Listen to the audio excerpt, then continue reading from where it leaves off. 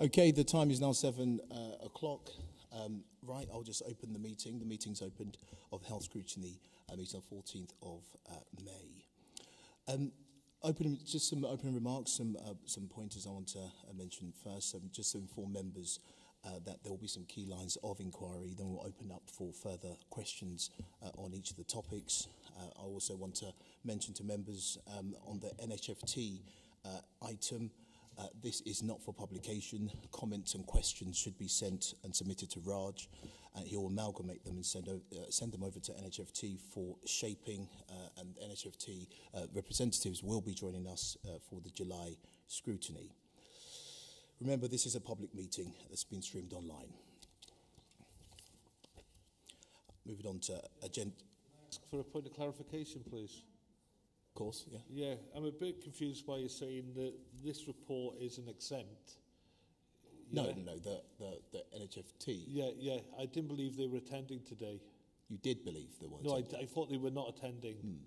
So therefore, we're not going to be discussing that report in any way. Sorry, yes, that's a good point of clarification. I thought I made myself clear. So we're not discussing it today. Yeah. As I made it clear to I hadn't finished. Sorry, Chair. And what an email from yourself or one of our officers stated that the information on GP performance and availability was in that report. I don't know if it's me, but I've read that report 2 or 3 times and I can't find that. So, Councillor... a number of members not seen it. So we are being asked to scrutinise something that's not even in front of us. Can I stop you there? So, Councillor Pengelly, so I have read the report, and there is a mention of future plans with regards to the GP availability and appointments. There's one sentence. That's not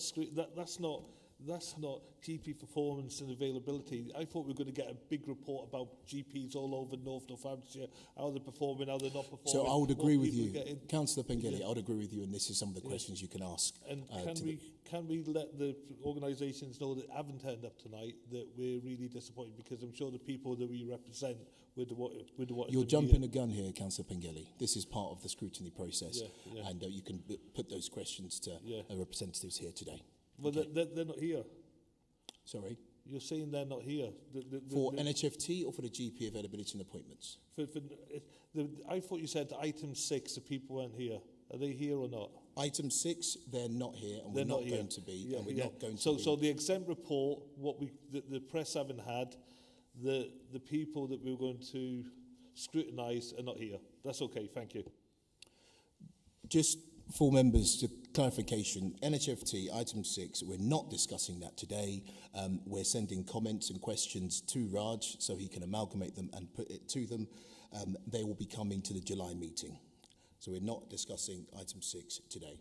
Let's move on with the meeting. Item number 1, apologies for absence. We have...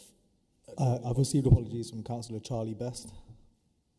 Thank you, and I've received a notification from Councillor John Paul Carr that he's running late, so he will be joining us shortly. Item number 2, members' declaration of interest. Councillor Norman. It's on the website anyway, but just to acknowledge that I'm a public director of, public governor, pardon me, of Kettering General Hospital, which is obviously mentioned in the ICB. Thank you. Any other interest? Councillor Pengelly. I work for the British Red Cross, and we do work with Kettering General Hospital. Anyone else? All right, so moving on to item number 3, minutes of the meeting held on the 12th of March 2024. Do we adopt those minutes? Show of hands, please. Superb. Can I just make a comment? For a 2-hour meeting, these are the briefest minutes I've ever seen. And they don't reflect the discussion. There may be a reason for that. I don't know what it is. But normally we get, in depth of what we've asked. Otherwise, how are members of the public going to know to scrutinise the subject matter? Chair, sorry if I could just come in there.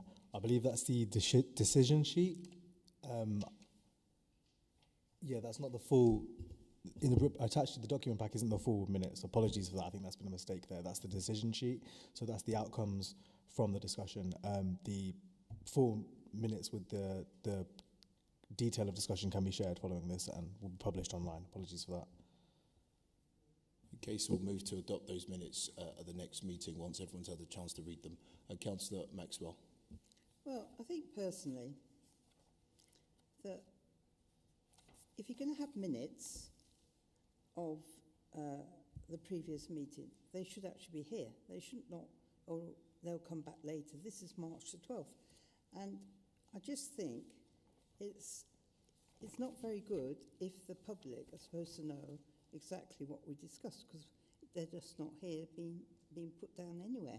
I mean, it's just personally, and equally on top of that, I'd like to know. So we're not discussing number 6. Well, then we should have been phoned up and told that as members that this is not going to be discussed tonight. And then on 5, GP performances, I did phone up about that, but I gather that that's not available either. So I think it's all a bit confusing. That's what I'd like to say. No, thank you, Councillor Maxwell. As I mentioned, the item number 6 won't be discussed today, and actually I did email all members, including yourself, Councillor Maxwell, to inform you that you know, of the reasons why and the situation moving forward, that we are going to be submitting comments and questions. And with regards to the minutes, I think that's an administrative oversight. Raj has just explained that he hasn't published it. We can only look to adopt those minutes on the next meeting in July. Councillor Brown. Thank you, Chair. Just to clarify, I'm on the website now, and it would appear that the minutes are not linked on the website. Yeah, I'll just jump in there. I think what's happened is the decision sheet from the meeting has been attached to the document pack, not the full minutes. So I'll bring those to the next meeting. I can circulate them prior to that as well. Okay, are we happy to move on to the next item? Item number 4. I'll open it up to Karen Spellman from the ICB to bring her presentation forward. Hello, well, thank you for inviting us to your meeting. My name is Karen Spellman. I'm the Director of Strategy and Planning at Northamptonshire ICB, Integrated Care Board. And Julie Lemmy is here. Do you want to introduce yourself? Good evening, and again, thank you for inviting you. My name is Julie Lemmy, and I'm Director of Primary Care for the ICB. So I just want to pick up your point around what we've got here to present. So my understanding is that the requirement was to bring forward our 5-year plan, which we will talk about in some detail. And one of those one of our specific multiple interventions, one of our priority areas, is recovery of primary care. And so Julie will talk specifically about what we're doing in primary care to recover our GP services and some of the specific actions there. So if you would want some further detail about specifics about appointments, then we'll have to do that separately. But what we've got today is the 5-year plan, and with a specific emphasis on the recovery of access to services in primary care. So hopefully that will cover some of your questions. We'll be able to answer those. But if I just start, and I'll talk about the 5-year plan as a whole, and that's the document you've got in front of you. Well, it's not the whole 5-year plan, it's the updated version. So just to remind colleagues that as part of last year, each ICB in June last year had to produce and publish their integrated plan, so their sort of joint forward plan, a 5-year plan. In that plan it set out how we as a system, and it was very much co-produced with all our partners across the system, how we would provide healthcare for our population over the next 5 years to meet the core aims of the ICB and integrated care systems. Now, what I'd like to say is that that work that we did last year, it was very clearly linked to, and is around delivering of the Northamptonshire Integrated Care System strategy, Live Your Best Life. And together with the 2 health and wellbeing strategies, one for the north, which obviously you'll have been you know very, very well, and the one from the west, and together with the 5-year plan, we will together deliver the overall integrated care system strategy, Live Your Best Life. As part of our annual requirements, we're required to update and refresh our plan every year as part of our operational planning. And this document you've got in front of you is a refresh, which just adds more detail to the original 5-year plan, in particular to some of our delivery plans around our key priority areas. And the reason we didn't do a complete refresh and change our strategy is because we only did it last June, and our strategic intent remains the same. and how we're going to deliver improved care for our population, working very much with all partners, looking at addressing inequalities and providing the best outcomes for our population. So I'll just pick up a couple of points and go through, and then happy to take questions on that. So I don't know if are you scrolling through? Sorry, or I'll just perhaps draw your attention to pages. But if we just go on to the next page, which is set out. I mean, this is not obviously done as a presentation. You've got the document in front of you. Clearly, as we go into this year coming 24-25, we've got some work focused on specifically on our delivery plans, in particular recovering our primary care, access to primary care, also in particular focus on our urgent emergency care and working with partners across the system on that. And as you'll be well aware, we're going into continued a pressured situation in terms of health service provision, as is for all service provision going into this financial year.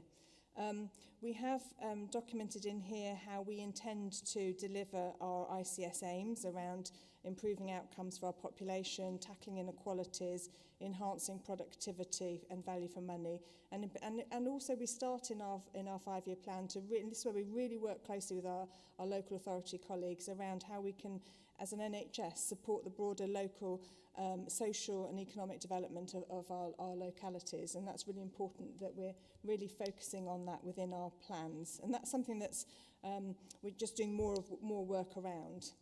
I think what I just wanted to also draw your attention to is that obviously the 5-year plan and the ICN strategy and the health and wellbeing strategies are all underpinned by our system outcomes framework. And so we've been working really hard this year to just think about what we're doing and how it will deliver improved outcomes and starting to track delivery and measurement of our outcomes. So in the plan you can see, if you just want to scroll through to page 11, go back, and then one again, that one.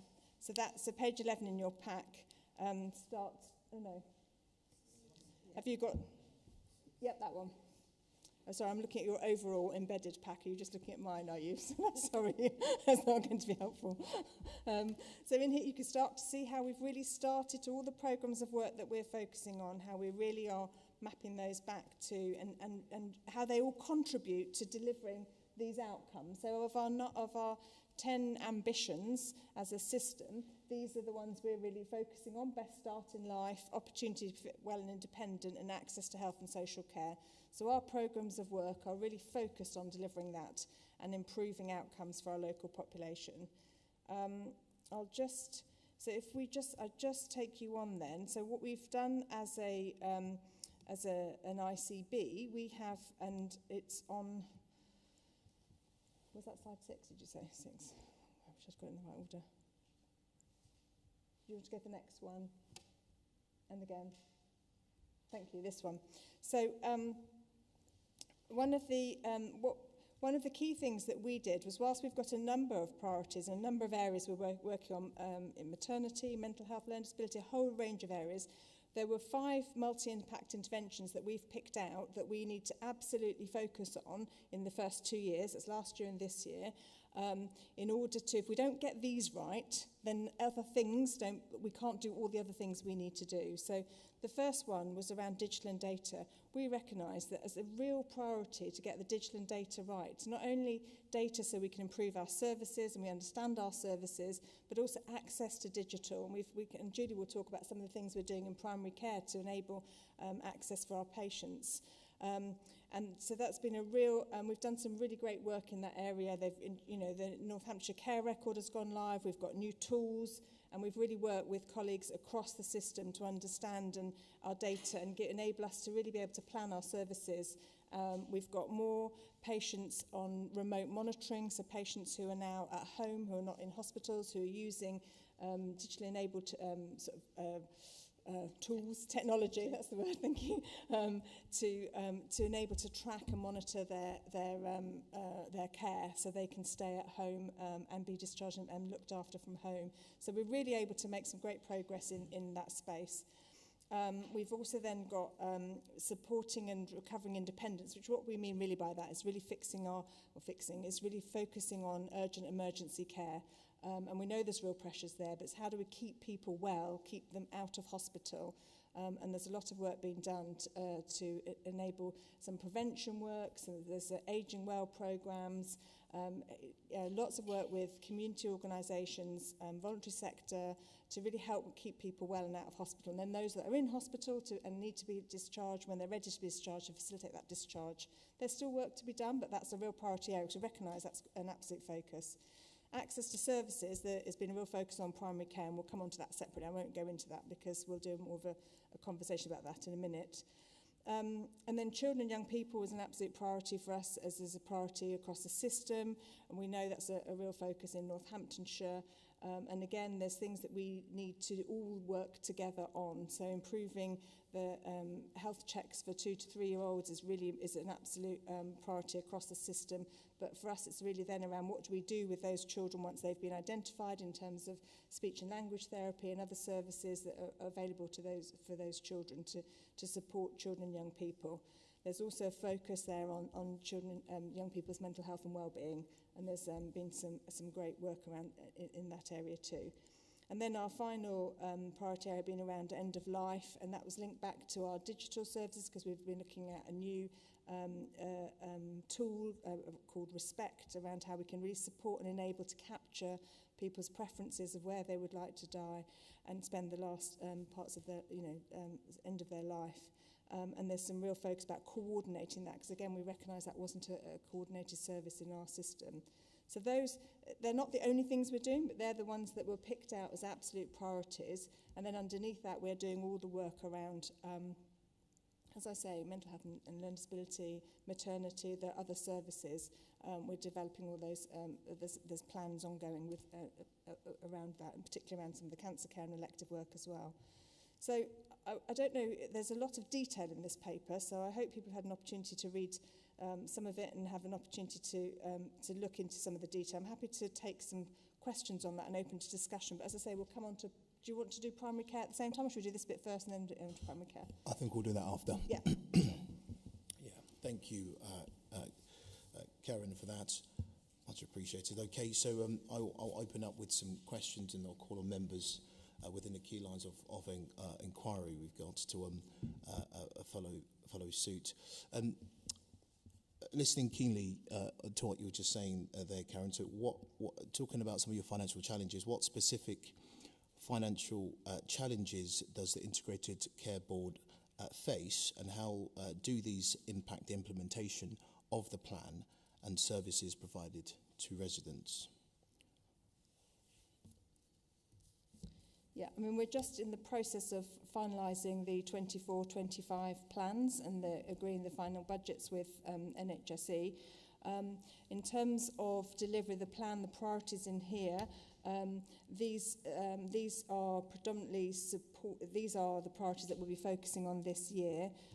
So it's just really around how we can deliver, as you'll be well aware, in terms of from the health service perspective, around looking further at more productivity, improvements in productivity, how we can improve, for example, things through our planned care and in our hospitals, how we can improve our throughput and our productivity. So there's some of the things that we'd need to be focusing on this year. With the 34.8 million deficit, how do you intend to manage the financial resources to ensure financial sustainability of the plan, despite the, as I mentioned, the existing budgetary constraints? Yeah, that's so the operational and financial plan that sits behind this is the bit that's being is just being signed off as we speak. So there's further work to be done on that. Thank you. Yeah, please. Yeah. Actually, something I wanted to pick up on, because only a few months ago, the system, as opposed to the individual parts of it, we're talking about nearly £80 million worth of deficit. And I'm pretty sure, I know, that the KGH is not going to make all the savings that it was planned to do last year or this year. So I felt so the rest of the system can't possibly have made up the savings that they're. So how do you come to a situation where you say you're forecasting to deliver the planned efficiency target in full with that? What you're saying is 34, but was at one stage a lot higher, and I suspect is about 50 now. So sorry, which page you're, because that's This is that's page 20, 3, 23 context, yeah. Yeah, the 23-24 outturn is being quoted here. The plan for 24-25 is the plan that's still being worked through. Appreciate we're as is the rest of the country, that hasn't been signed off yet. So those are the final plans that are being worked through. So this number is the 23-24 outturn. But what I'm saying is that one of the major components of that has not delivered the savings. So I cannot believe that the rest of them have delivered more savings than were required to balance it out. For 23-24? Yeah. I can't comment on what everyone's delivered in terms of all their saving plans, but and certainly happy to kind of find to get that further information for you. But in terms of the where we just, as I say, I mean, it's a tricky. I know we're in 24-25, but we haven't finalised the financial plans. They're still ongoing. Okay, thank you, Councillor Lawman. I've got one other question before I move it on to members. There's a lot of ambitions listed that are being worked on by public health. For example, health and wellbeing strategies. It's difficult to see from the plan who in the partnership is taking a lead on each project. Is there anywhere that we can see a breakdown of the finances as to who is working on what and how much resource is being allocated to it? To each element of the plan, we have. We can see which. In terms of the programme boards, absolutely, which programme board is responsible for those, and who the leads are. In terms of the breakdown of the finance for each of those plans, there's an awful lot of things that make up each element of them. So I don't have that in one place. I certainly can provide. We certainly have who's leading on each. Is it visible? Yeah. Right. Okay. I'll move on to the Vice Chair for appointee. Oh well, sorry. Apologies. Yeah, Councillor. I've got a few questions. Often it's what's not there that's just as important. And one of the most important things for me in having an integrated care board is prevention. And there's very little mention of it in here. I'd just be interested to know how much of your funding and what percentage of your funding is dedicated to prevention. It may be just smoking or obesity, which is mentioned, but obviously all the other things that there are as well. We'll leave the another thing that's not mentioned really very much is communication, and you wouldn't believe how many of these reports fall down because there's no communication. How are you getting feedback from not just from partners and stakeholders, but also from residents and service users? How are you getting their input, and how is that being reflected in reports like this? You mentioned a lot about digital, but there's a whole host of people out there who are the sort of people who use hospitals and use doctors who do not feel comfortable using digital means and still want to, pick up the phone and go and see the doctor and so on. So how are you going to handle that? I've got others, but those should we give Karen an opportunity to answer some of those questions? Thank you. So in terms of prevention is one of the core priorities, and I'll come to Jane in a second, around it within all our plans, and it's embedded within each of the programmes of work. So if you think about, for example, when we've got the work on mental health and learning disability, we haven't got the detail in here, but that's one of our big programmes of work. There's a significant amount of work on prevention going through that. So each of those work streams are responsible for prevention within those work streams. So absolutely, it's a priority. There's more work being done around the prevention board, but I don't know if, Jane, you wanted to add to that. Yes, please go ahead, Jane. Thank you so much. Thank you, Karen. And I really welcome Councillor Lawman's comment about prevention. It is absolutely essential that we have a really strong approach to prevention as a system.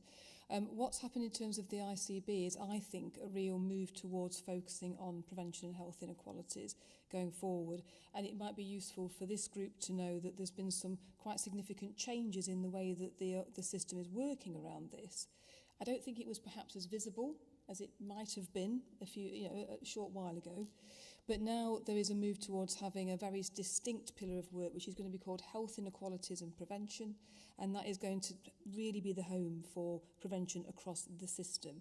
As a council, we have a really big role in that. Public health obviously has a really big role in that, but some of the things I welcome from this report is that acknowledgement of things like school readiness, slightly broader things that come outside of the traditional health remit.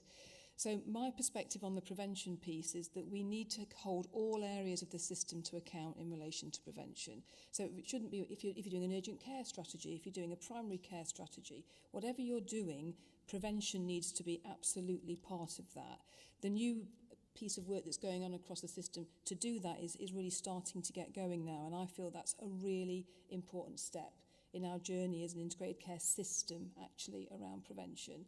The other thing that I'd say about prevention is some of the things that are alluded to in this report actually are our responsibility. So, for example, smoking cessation, some of it sits within health around things like smoking in pregnancy, otherwise it sits with us, and we have a role in some of that work around obesity, some of it sits in health. The only answer to all of this is us working like that, and I'm starting to see that more and more in the system. Thank you, Jane. I'm going to move it to Councillor Lee to ask your question, but also from the key lines of inquiry. 3 we've moved to. Okay.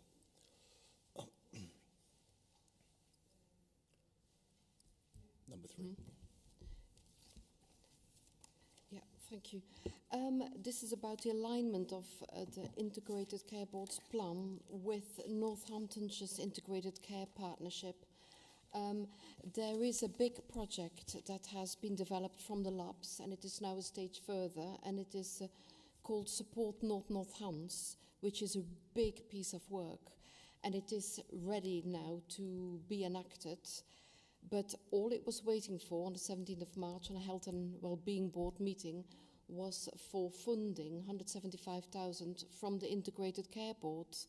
No one turned up, I believe, to that meeting, which I attended, from the Integrated Care Board. So my question is, what is going to happen to the 175,000? Can you promise us that that money will come for Support Northants, which is a very important piece of work, which fits in with some of the priorities that you mentioned, live your best life and so on. It's very important for Northants Council to relieve the pressure on social services, to support residents and so on. But I'm sure you're aware of that project. Thank you, Councillor Lee. Yes, I'm very well aware of the project and the great work that's been done. I can't commit to, and absolutely can't commit to any funding today. As I said before, we are still working through the financial plan. It hasn't been signed off, and we recognise that that has delayed the response to Support Northants. But we are in a position that we're in with, and it's the same across all of the NHS at this stage. In terms of finalising plans. I am very well aware we're doing some work around the system, around proactive care as a whole, and how we can evaluate proactive care, which includes Support Northants. Jane, we've been working together on that, but it's really around how we can take these models, what we can do as a system around this, supporting these sorts of models, and evaluating the impact of those. Yeah, Jane, I'll let you come in, then I'll get back to you, Councillor Lee. Thank you, Councillor Lee, for your question. That you were at Health and Wellbeing Board. I remember that. Just to give a little bit of background to Support Northants for anyone who isn't aware of it, this is what we're increasingly terming as proactive care in our system. So people might be more familiar with what social prescribing as a particular way to try and address people's needs and stopping them escalate to the point where they're asking for medical care when perhaps actually something else could be a better offer for them. So as a system, and Karen's alluded to this, we're looking at doing a big piece of work about what that looks like. But Support Northants to me is the bit of that top of the triangle. So if we think about triangle of need, we have at the bottom, we have people who maybe just need a universal help about where do I get access to different services.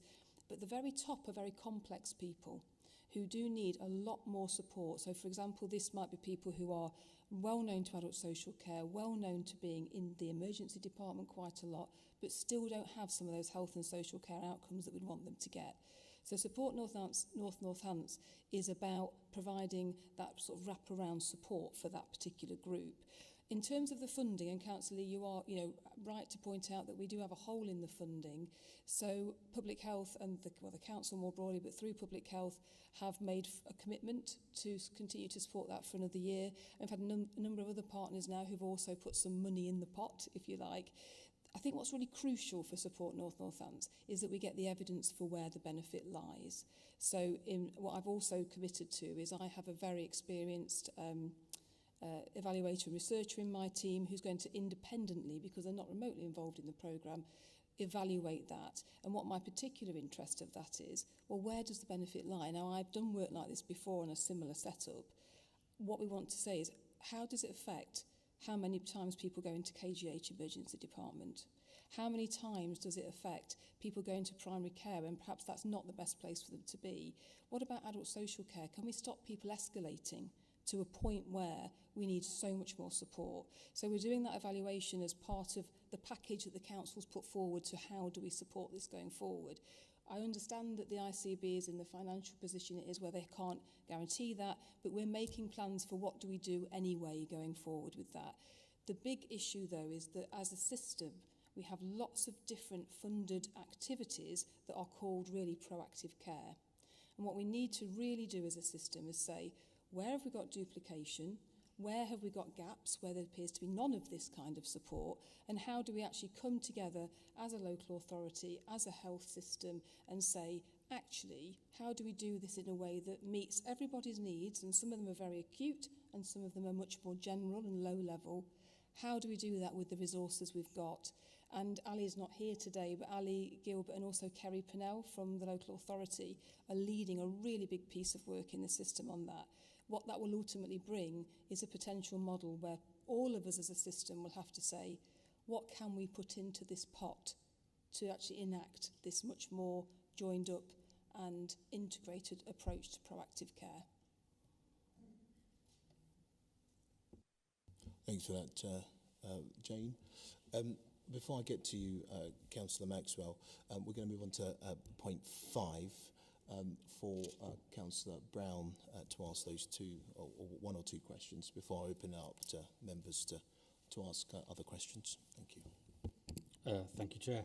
I have two scripted questions that I'll fire at you at once, if I may, and then if the Chair will indulge me, I do have an unscripted one on a similar point as well. Of course. But I'll wait for your answer on the first two before firing that one. What are the agreed outcomes, metrics and key performance indicators that the ICB plans to use to measure its success? How are they chosen and how often will they be reported to the health scrutiny? How are these outcomes being communicated to residents and patients, and how is their feedback being incorporated into these measurements?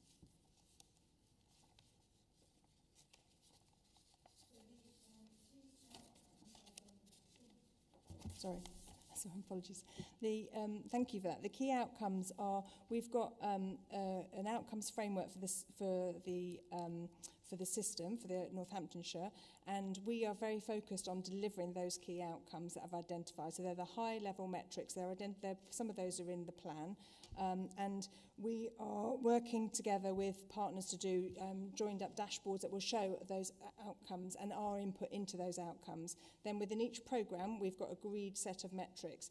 Actually, outcomes are quite a challenge because some of our outcomes are not always outcomes, and we know there's a lot of work still to be done. And I'm working with Jane and with Jane's counterpart, Sally, in West Northants, because our teams are working together to just make sure we've really got outcomes as opposed to just metrics. And, for example, waiting times aren't outcomes, but actually a key issue is also around how we collect the data, and that's where we work with our local partners and our local residents to ensure we've got that data. And I think the other bit is really important is what's important for them and how do things feel for our residents in terms of the services that they're getting and improvements they're seeing. one of the key things I would say is that in terms of engaging people and ensuring feedback, we're doing a lot of that through each of the programmes of work. So there's a different approach taken through each of the programmes of work. It depends who the target audience is. And we also recognise that many people obviously cut across many programmes of work. People aren't just sitting in one programme of work. They're being working, they're involved in many of our work streams. So high level system outcomes framework, still work to be done to ensure we've got those metrics right. And then we've got programme metrics going down through each of our programmes. Thank you very much. And Councillor Brown, I'll just let Jane come in on that. I think she wants to add to it. Councillor Brown, my perfect question. I love any question about data and outcomes, so I just wanted to just add a little bit to that. You'll have seen from some of the outcomes, and I do agree, Karen, that we need to be mindful of not just looking at metrics. We want to see outcomes, because outcomes are where the change is, actually. Can we see population level change in the things we're looking for? We do need metrics because we need to be able to measure things, but we also need to be quite ambitious about what those outcomes are. So some of the things that will need to be reported are not just for the health system, and I know I keep banging on about this, but for example, we are responsible for public health for health visiting services. So the things that come to executive, so you'll know that in the executive reports there'll be a big suite of public health indicators which talk about how many checks are being done in the first 2 weeks of life, etc., etc. We need to make sure we share the data as effectively as possible so that we get a much better, wider view of what the outcomes are. And I think that's working really well. One of the things that I'm really impressed about with this system, and being fairly new to this system, is the work that's going on in the ICB around the digital platforms and the digital record, because we're getting to a point where we're going to have those interactive dashboards where you can look at things, and I've seen some of this in action. It's really impressive stuff. But I think your question is really important. How does that translate to the public? Because really what the public want to know is, actually, how well is the system doing in relation to, is it a good place to go to this particular practice? Is it a good place to go to this particular hospital? So it's about bringing all of that together. For some people like me, I'd love a dashboard. I'd spend every evening looking at a dashboard, but it's not for everyone. So I think that is a challenge. How do we make it accessible to people? Thank you, Jane. Councillor Brown. I could also spend evenings looking at dashboards. In fact, it's what I do a lot of the time in my day job. Looking at the metrics we've been presented here, there seems to be a glaring omission of a target given for each of those metrics. So we can see obviously the results and what the previous data was and trends, but I don't know where we are in regards to any targets. So I'd appreciate a comment on why that's been omitted or whether there are targets. The other point would be, in my professional life, whenever I see something trending down, when metrics are presented, I'd always want to see what are you doing about that trending down, what action is being put in place to make sure that we don't see it continuously trend down. Just a suggestion that whenever you present metrics that you add that little bit of detail in there. I'm sure members would appreciate that, because we're at the brunt of anything that's bad. We hear about it. That's what we care about, really, is what's poorly performing and what you're doing to correct it. Thank you. Really helpful feedback. Some of those do have targets, and yeah, I can see they're not in there, so apologies. I think it was just trying to get all the right. So yes, we can certainly put more in. It was just trying to present a higher level summary, but I understand how that would enhance it. And in terms of, and you'll see some, it's quite tricky, isn't it? Because some down is good and some up is good. So we're trying to kind of clarify that position as well. But thank you for your comments about adding further to it. And what we'll do, this is just the summary as is now, but as we report quarterly against delivery of our plans, we'll be able to put that response in terms of what we're doing about it. So thank you. Superb. Thank you for that, Karen. Councillor Maxwell. Well, first of all, my question is, all the acronyms, you expect people to know them, which we don't, unless we're knowledgeable, we don't know them. It'd be better, actually, if the acronyms were actually put at the bottom of the page so you know what you're talking about. I'm not sure why this is the case, but it is. I think what the public wants to know is how you're going to increase doctors in the surgery. how are you going to make sure that everybody can get to a dentist? It's not, this report sounds great, but at the end of the day, you're looking at the ground roots level about, and equally, what I'd see from this report, when you get to a certain age, they're not interested. You know, you're cast off, basically. But I think what's worrying is that young people, you talk about young people, but the interesting thing is that how you actually are you meeting their needs, given the fact that a lot of people phone up to see a doctor each day and don't get through, and then they give up. And some people don't even get to see a doctor. And I think that's what people want to know. It's not about having a report which may seem great. It's about fundamental things that people want to know. And they want to know now what's going to happen in the future. I have another question after that. Thank you very much for that, Councillor Maxwell. I think really importantly, I would like to say this isn't a public-facing report. We will do on our website, we've got a public version of our, a summary version of our overall 5-year plan. And then when this gets published, there'll be there's going to be a more accessible version for the public. This will go on the website because we have required by NHSE, but we will also commit, and we are committed to making sure we have a much more public-facing document, which doesn't have all those acronyms in, and also other comments and feedback we've had in talking to our public is just the key messages are really important. And I'm very well aware this is a very dense report, and it's not intended for the public in that respect. So this is not intended for the public? Well, it'll be available to the public, but we'll have a much a more readily available and readable and accessible version as well. So of course this will be available if public would like. You know, it's going to be on our website as required. But yes, we'll certainly take those points on board. The other question I was going to ask you is the fact that you're supposed to, according to this, Care Quality Commission, are supposed to work with prisons. Why? You know, prisons, is that correct? No? Prisons.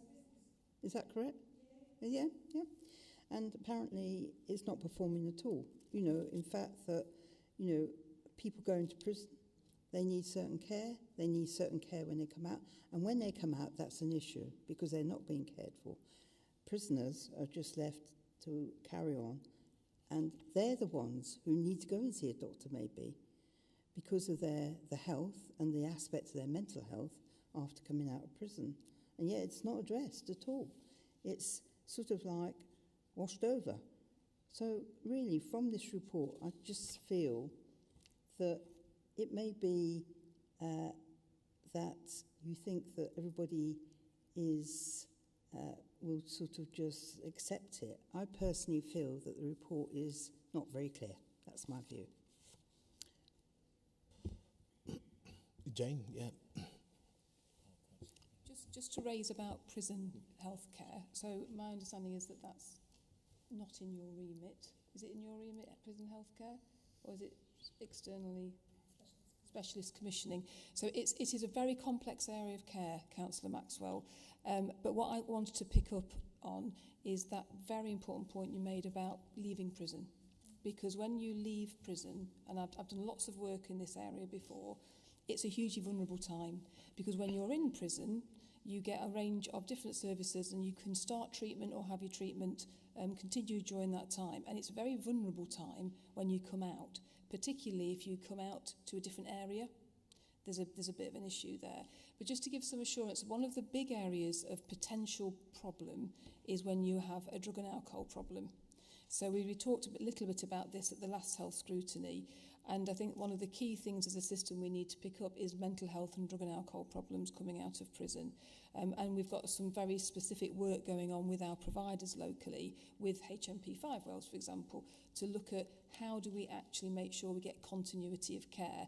But the actual prison health care is specialised commissioning, isn't it? Do you want to explain, Karen, what specialised commissioning means? Because it's a bit confusing, I think. Yes, and it's all changing this year as well. So specialised commissioning are the commissioning NHS England commissioners who commission services across wider areas than specifically a ICB footprint. And there's particular services that would sit in that. There has been a change this year and a shift in some of those commissioning responsibilities coming to ICBs, but that's again changing. But yes, prison care does sit within specialised commissioning. Thank you. Can I just make a follow-up question to that? Please, Councillor Maxwell. Go on. What I would like to say is, you talk about people coming out of prison. I do understand what happens in prison because I've actually taught in prisons. So what I'm saying to you is that when people come out of prison, they need a lot of help and support. It's not just, oh, well, it's okay. Last week, a young man in Corby committed suicide in prison. And I just think that the sad part about it was, somewhere along the line, he was let down. And I think that we, in Northants Council, ought to make sure that anybody who goes into prison and comes out gets first-class attention. It's not just, oh, well, they're okay. It's not. There are a lot of people out there who need help. It's not about drink or drugs. It's about their mental health. And I think that this doesn't really highlight it at all as such. So I think it needs to be addressed. Thank you. I absolutely agree, and I would just say this is only a part of what we're doing. This just picked out those priorities. We've got a significant work programme for the Mental Health and Learning Disability and Autism Collaborative that does pick up a lot of this, and NHFT, our colleagues working in that area and leading that collaborative, do a significant amount of work with the population and prison population. So I think this is not intended to cover everything, but I recognise and thank you for your comments. I hear that's not included. Thank you, Karen, and thank you, Councillor Maxwell. I'm going to get to our Councillor Lawman, but first of all, Councillor Pingelly. Me now? Yes, Councillor Pingelly, yeah. I've read this report in depth, and there's a lot of real good stuff there, and you should be congratulated. And we all understand the difficulty you're working with budgets and other pressures. One thing that as councillors, we've read this, and I read it as being quite positive all the way through it, but we as councillors, and when we're challenging our officers on whether it's housing, whether it's the highways or whatever, we look at risks. And what I can't see in this report is risk on finance. And Councillor Lawman touched earlier, are the budgets going to equal? And if they don't, then what will the consequences be over 5 years? Staffing. We have it all over our council where we can't get staffing. I know in the hospital sector, you can't get staffing as well. So what are the risks there, especially if you're taking on agency staff, costs of multiplying. The buildings, we promised new hospitals and new improvements to the hospitals. We can see going around Kettering every day, it's just not fit for purpose. And the staff that are working there should be congratulated because they're working in places that were built in Victorian times. The capacities for doctor surgeries. You talk about super surgeries. People don't like super surgeries. People like I'm in Studfall, a nice little quaint surgery where you phone up, hi, Mark, how are you getting on? People like talk to the doctors, especially the more elderly people like me now. And so now you're saying, oh, you're going to get this doctor who doesn't even know you. You've got to talk about your ailments and someone you don't even know. Mental health support. There's very little near apart from talking about the amount of people getting into work gone up by 60%. 60% of what? Mental health out in the community since COVID is getting worse and worse and worse. And it's just such a big thing. When you see people out on the streets, most of them are there because of mental health. And the people I see as a councillor that have got mental health issues, how is that going to be supported in this document? I can't see it. And also capacity in our care homes, because we all know the care home costs are going up, and it must be a nightmare for you, especially the Director of Public Health, because you haven't got the care homes for the people that need. We've got an ageing population with more issues, and that isn't in this document. And when will we be able to look at that? Because they're the things we have to tackle, because it's a real worry for us as council. I know for yourselves as well, and it's something we have to look at going forward. Thank you, and thank you for articulating those risks, and they're exactly the risks, as you'll be well aware, aren't they? I would just say, and I do apologise if it wasn't clear, this is to be read alongside the full document, which we published last year, which covers an awful lot of those things that you talked about. So this is just a refresh with some more detail into the delivery plans of the multi-impact interventions, whereas all our programmes of work and what we intend to cover in a high-level summary is included in the fuller document. So we do have that. And as part of our operational plan, our annual plan that we've had to we're working on now to be signed off, we have articulated the risks, in particular those risks for this year, and then our longer term risks as well. So yeah, they're not in here, and I appreciate that. Sorry, just come back. You've got to remember we're councillors, and we all do different jobs, and we have different levels of competency. And what you have to remember is that if we don't get told you've got to read it with another document, then we're totally lost on it. So going forward, I think it's very important that you can, because I know that a lot of us would have had that document out, looking at it and comparing what's happened. So thank you. Yeah, thank you for that, and I do apologise for not briefing you fully then in that respect. I agree with you, Councillor Pingelly. It wasn't clear, but Jane. I wonder if I could just come in, Chair, about the really important point made about mental health, because mental health is fundamental, and none of us have a good quality of life if we have a compromised mental health issue.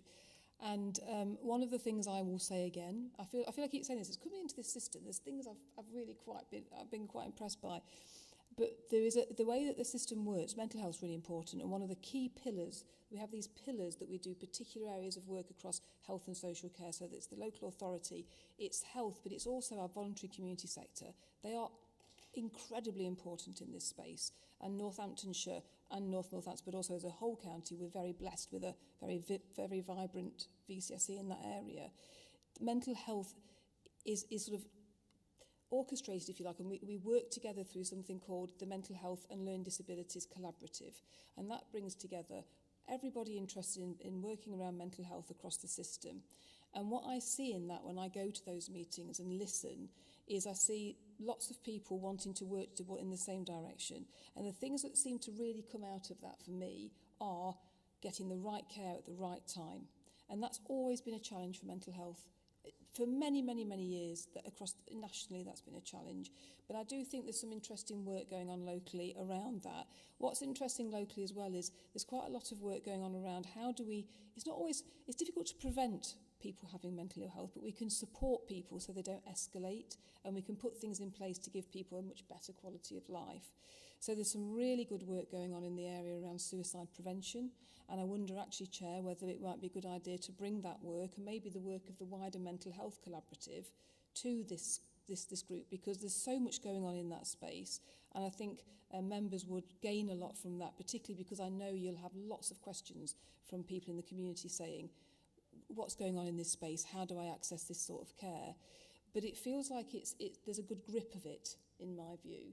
What we need to be really mindful of now is that we don't lose that, and we just continue saying, how do we always get mental health services in the right time, at the right place, at the right time, and how do we make sure that we're getting the right care for everybody so we have a good equitable offer.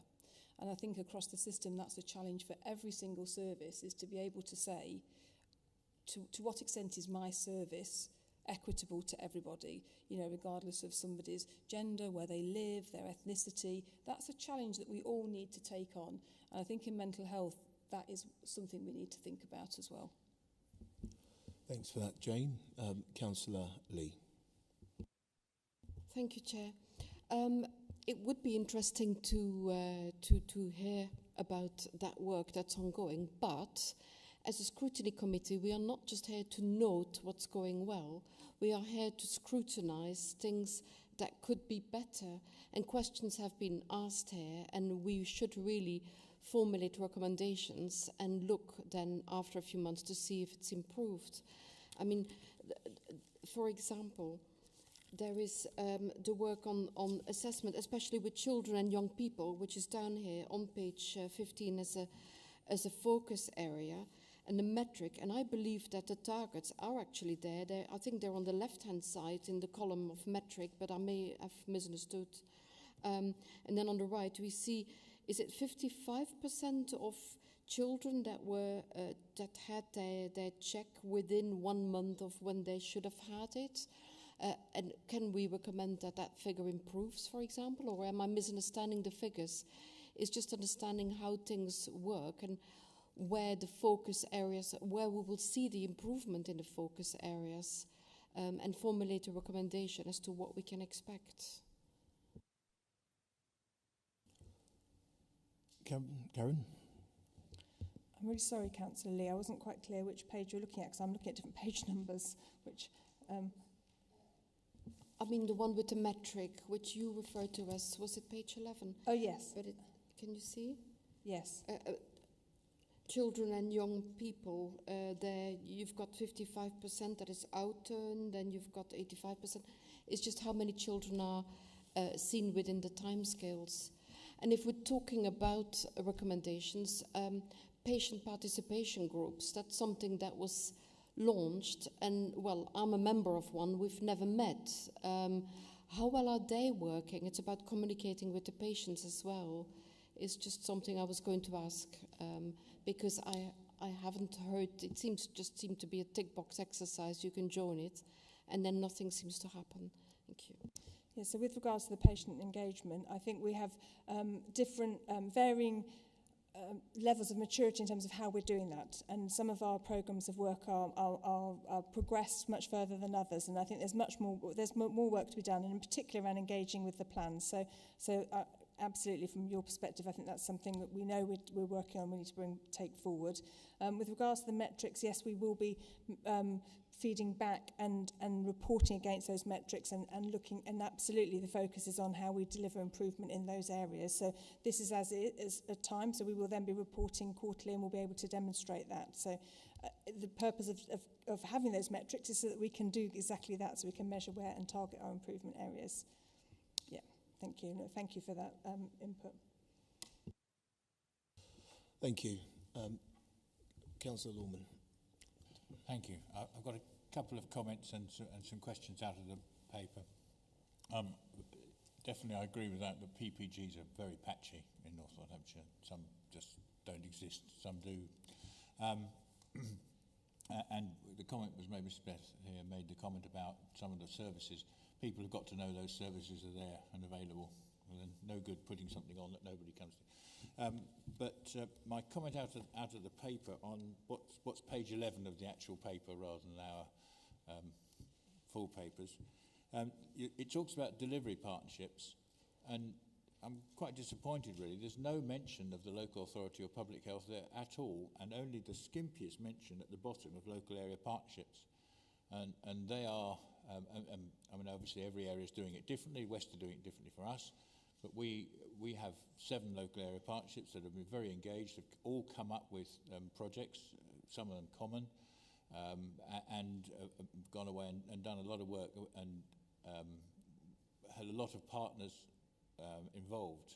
So part of the question is, one of the things that when you go to the LAP meetings, and I've been to a few, is where's the funding? Who's funding them? What money have they got to spend on these projects? And there's still a lot of uncertainty of that.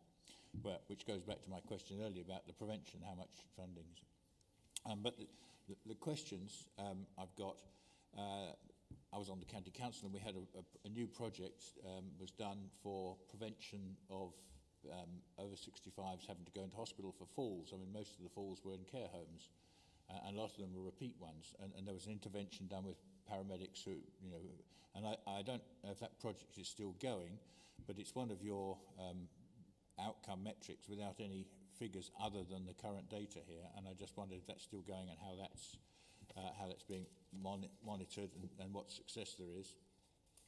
On page hasn't got a number. It's page 15 of ours. There's a reduced number of DNA, so presumably that's did not attend acute appointments, and there's absolutely no narrative as to how you're going to do that or what the target is.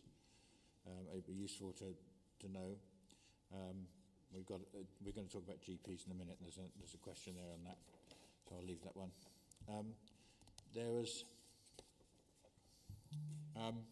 number 6, integrated brokerage. There's a comment: commission equitable services north and west, and I wonder why the word equitable was in there. Because should they, if they're not the same already, why aren't they? And what's the issue why they aren't? There's on the next page 24. There's a comment about modern practices with successfully signed up 100% of practices for new cloud-based telephony. So which is great, but how is that helping people get hold of their doctor, and how is that actually helping residents rather than helping the surgeons themselves? There's on page 27, and that's the last one. There's a comment about ADHD and so on. Well, obviously we know we have a SEND issue around here, but it doesn't say how it intends to achieve the increased communication. It just says sort of seek routes. It's really rather vague, and that's an issue. And I just wondered if we had some more definitive plans there. Oh, and one off-the-wall question. One of the things that residents always ask us if they come along and build a few houses is, where's the new doctor's surgery? And we all know the problems. So does the ICB have any input into 106 monies at all? And how do you decide? Because I'm sure that's a matter that councillors and residents would be very interested in through previous conversations. I think I've written everything down, but I'll have a go. So in terms of, thank you for your comments about local area partnerships and working with local authorities. Absolutely, it's around integration. And this is, again, summary, it doesn't detail it by any means. It's just the delivery partnerships are just high level, those are delivery partnerships, but they work very much with local area partnerships and delivering at partnerships level, and engaging with. And we've got some really good examples, some good practice. So, for example, some of the respiratory pathways and COPD work that's being done. This is a dense document, but it would even be more if we put everything in. So, but thank you for your comment, because actually that isn't coming across very clearly in here, so that's really important. In terms of the prevention falls care homes, I'd have to double check. I was going to hesitate and answer, but I think I need to just be absolutely sure, so I'll double check that for you and come back, unless you know. Should double check. I'm not going to guess, so I think we'll come back to you with an update on it, because it's one of those areas that is, I think it's still going, but it's wrapped into other bits of the services. The comment about the did not attend is that data is being, and that's an example of where we're working further to make sure we've got the metrics and the information. So it's not there because we don't have it yet, and there's no description. So it's a sort of a placeholder, really. And that's the bit we need to exactly working through. The cloud-based telephony, Julie will pick up when we do the next bit, I think. Unless you want to pick up now. No, I'll pick it up. And then the ADHD, yes, there are further plans which support this work. This is obviously a high-level plan. I don't have all that detail now, but certainly when we do the work, if the Mental Health and Learning Disability and Autism Collaborative are able to attend, I think they'll be able to update you on that. And Section 106, there's a significant amount of work being done with primary care, with ourselves and ICB, working and developing closer relationships with our local authority colleagues around how we access that money. But I don't know if we can pick that up separately. The money only builds a building, it doesn't build a doctor. It's the Director of Public Health. Sorry, Councillor Pingilly, I didn't. Can I allow Jane to come in, please? There was one more question, actually, Karen, that Councillor Orman asked. Just wanted to clarify on the delivery partnerships. So on that particular slide, you're right, it doesn't mention the local authority specifically. What that is actually meant to be saying, in my view, and Karen, please do correct me if I'm wrong, is that delivery partnerships are those 8 pillars that you see there. So children and young people, primary and community care, urgent and emergency care, they're all the delivery partnerships. And just to give you some assurance, Councillor Orman, that we're involved in all of those. So the local authority, so for example, David Watts, he chairs the Children and Young People's Collaborative. I do a lot of work around the prevention bit of the mental health and learning disability and autism. So whenever we go to any of these collaboratives, the local authority is very well embedded and represented at those meetings. Thank you. I'll let you, Councillor Pingilly, come back because it's in line with the theme.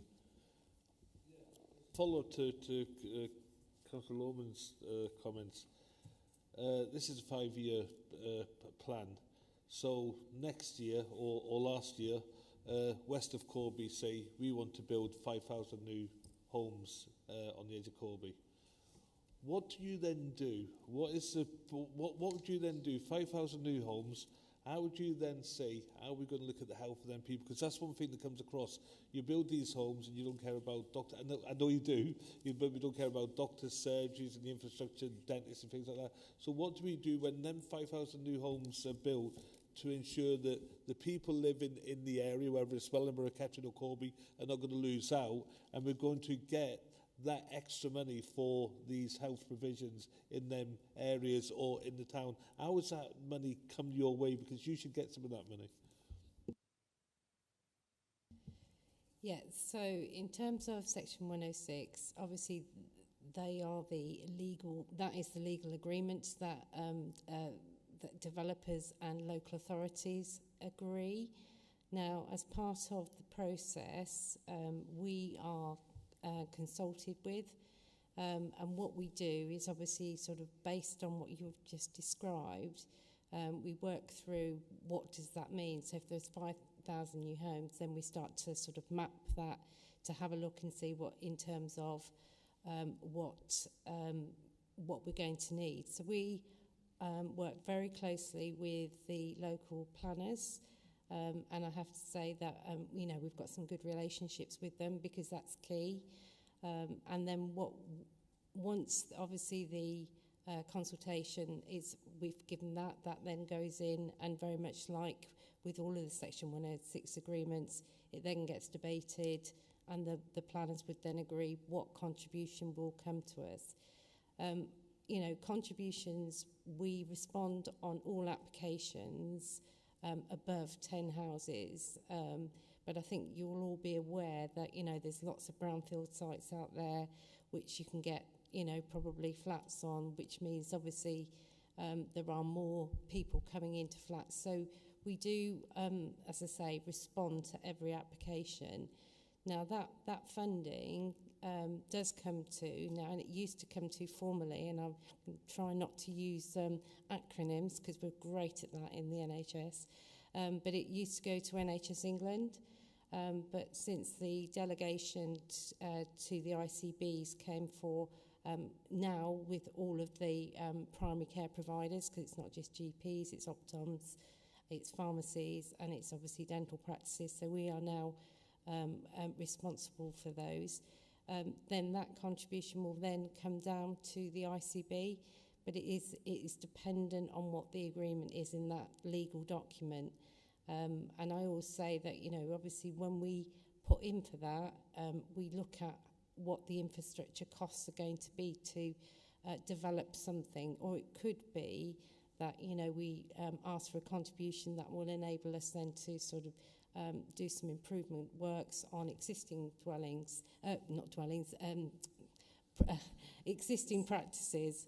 But I'd just give a bit of a word of caution, because I'm sure most of you are aware that obviously as a developer, developers only build at a certain rate. Now, currently it's normally about, for a big developer, so you're looking at, you know, the David Wilsons of this world, they'll do about 250 houses a year. Now, the contribution would come to us at a certain trigger point, and if that trigger point is 500 and they only reach 450, then we obviously don't get that. But what we are trying to do more and more is work with the local authority planners and the developers to say, look, come on, you need to sell your homes. Can we work together in order to facilitate? And we are having some, currently we've got some developments not, well, we've got Priors Hall in Corby, and I know we've got the West SUE, but in another area where we're sort of like trying to work with them really closely to see what is the art of the possible. And, you know, hope we're making some small wins, but obviously it's all tied down to that legal agreement. But please be assured that we certainly make sure that we ask for contributions on any application that comes forward, and we will continue to do that. So hopefully that gives you some assurance. Okay, thank you for that, Julie. You want to come back on this thing? Yeah, thank you for that. It's really reassuring to hear that the money is now going through the ICBs. But I think that the problem is the perception. You can get a small thing, £10,000, £20,000, which you're never going to build a surgery or do, you know, not even extension in most places. And people don't see it. and where it's going to. So it's back to communication again. We're going to provide a new service in the surgery. We're going to do something or other, put a new this or that in. And I think it's important to tell people when they get the developments foisted upon them, whether it's a small or a large amount, where they're going to benefit. Thank you. Thank you. Councillor Jackson's been very patient. Thank you, Chair. Chair actually mentioned this when he first opened his statement. On page 3, it states about your potential 34.8 million. However, I would have thought that amongst this report, you'd have also stated what action you are actually going to take, either to reduce the overspend, and will it in fact mean reducing services? I'm just amazed that it just states that our final position and forecast will be included and submission due for completion by 2nd of May. Well, we've gone past 2nd of May. But I am concerned that you don't actually state what you try and do to reduce this overspend. You just seem to accept that it's there, so we'll have to live with it. Thank you. Thank you. So the planning round for 24-25 is whilst we have gone past 2nd of May, is still ongoing, and that's across. And so some of the detail has to be concluded and is not available to date in terms of what we're putting in, what we need to do for our final operational plan for 24-25. This document would not describe all that level of detail. That would come through a further document that would go through our boards in the coming weeks. And as a result, we were required originally to publish this document by the end of March, but that has nationally been delayed now until the end of June to allow for that to happen, so that we can then make those final adjustments to the documents. Follow up to that, have you got a specific date where the financial plan will be concluded? No, but it's ongoing. Yes, I mean, we're waiting for. It should be. I can't give a date because I don't have one. Thank you, Councillor Maxwell. Well, I have two questions. The first thing is, in Irthing Borough, 3,890 houses are going up, or almost partly 500 are gone up. This means that nobody up there on this estate at all has got a doctor or a dentist, or even a shop actually. And so the thing is that I think in future we need to ensure that the facilities are there before they start building large quantity of houses. And also I think that from your point of view, I think you should step forward and tell us whether they're going to be there or not there. Some of these residents don't have cars and they have to walk some distance to get to the doctors. And secondly, I'd like to ask is, how is regarding people who are going for cancer diagnostics, what aspects of that is now being, are you actually up to date with the diagnostics of cancer care for whatever age group it is? Are you actually, is it within the 28 days or not?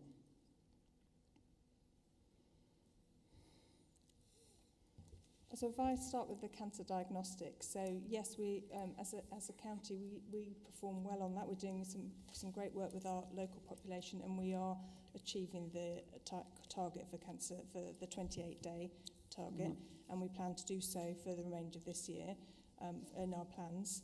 With regards to the developments, I think Julie answered that question, I think, previously, so I think that covers it. Do you want to pick up that? Yeah.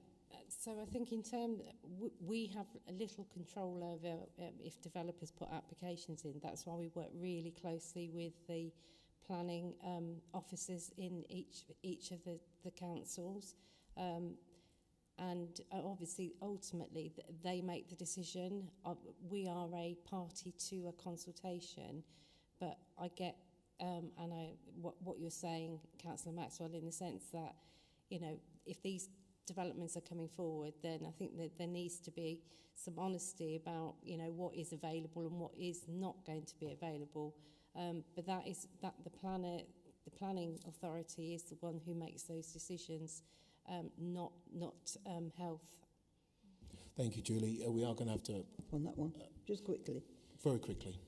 Actually, on a planning application, you actually do state what you're going to do. So you do know about it, because on big planning applications, they actually ask for your comments. So from that, we should know exactly what you're going to do, but you don't spell it out.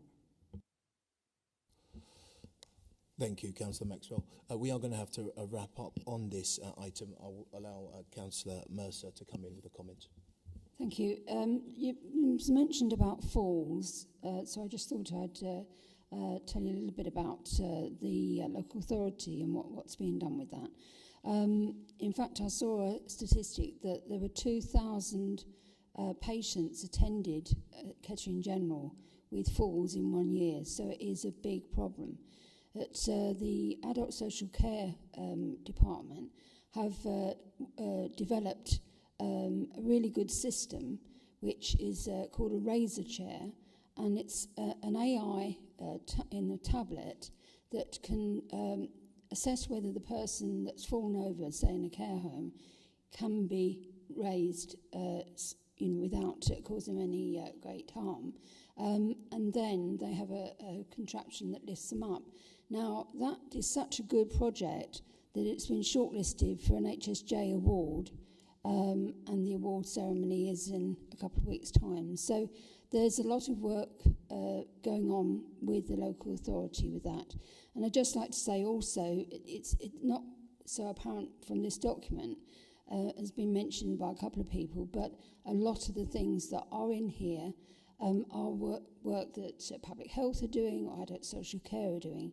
It's just not quite visible as to who's doing what. I think that's the problem, is that to a member of the public, they just think it's all NHS, but it isn't. It's some of it. So obviously it's partnerships. We work very closely together. It just isn't that obvious from this document. This speaks to a question I raised earlier.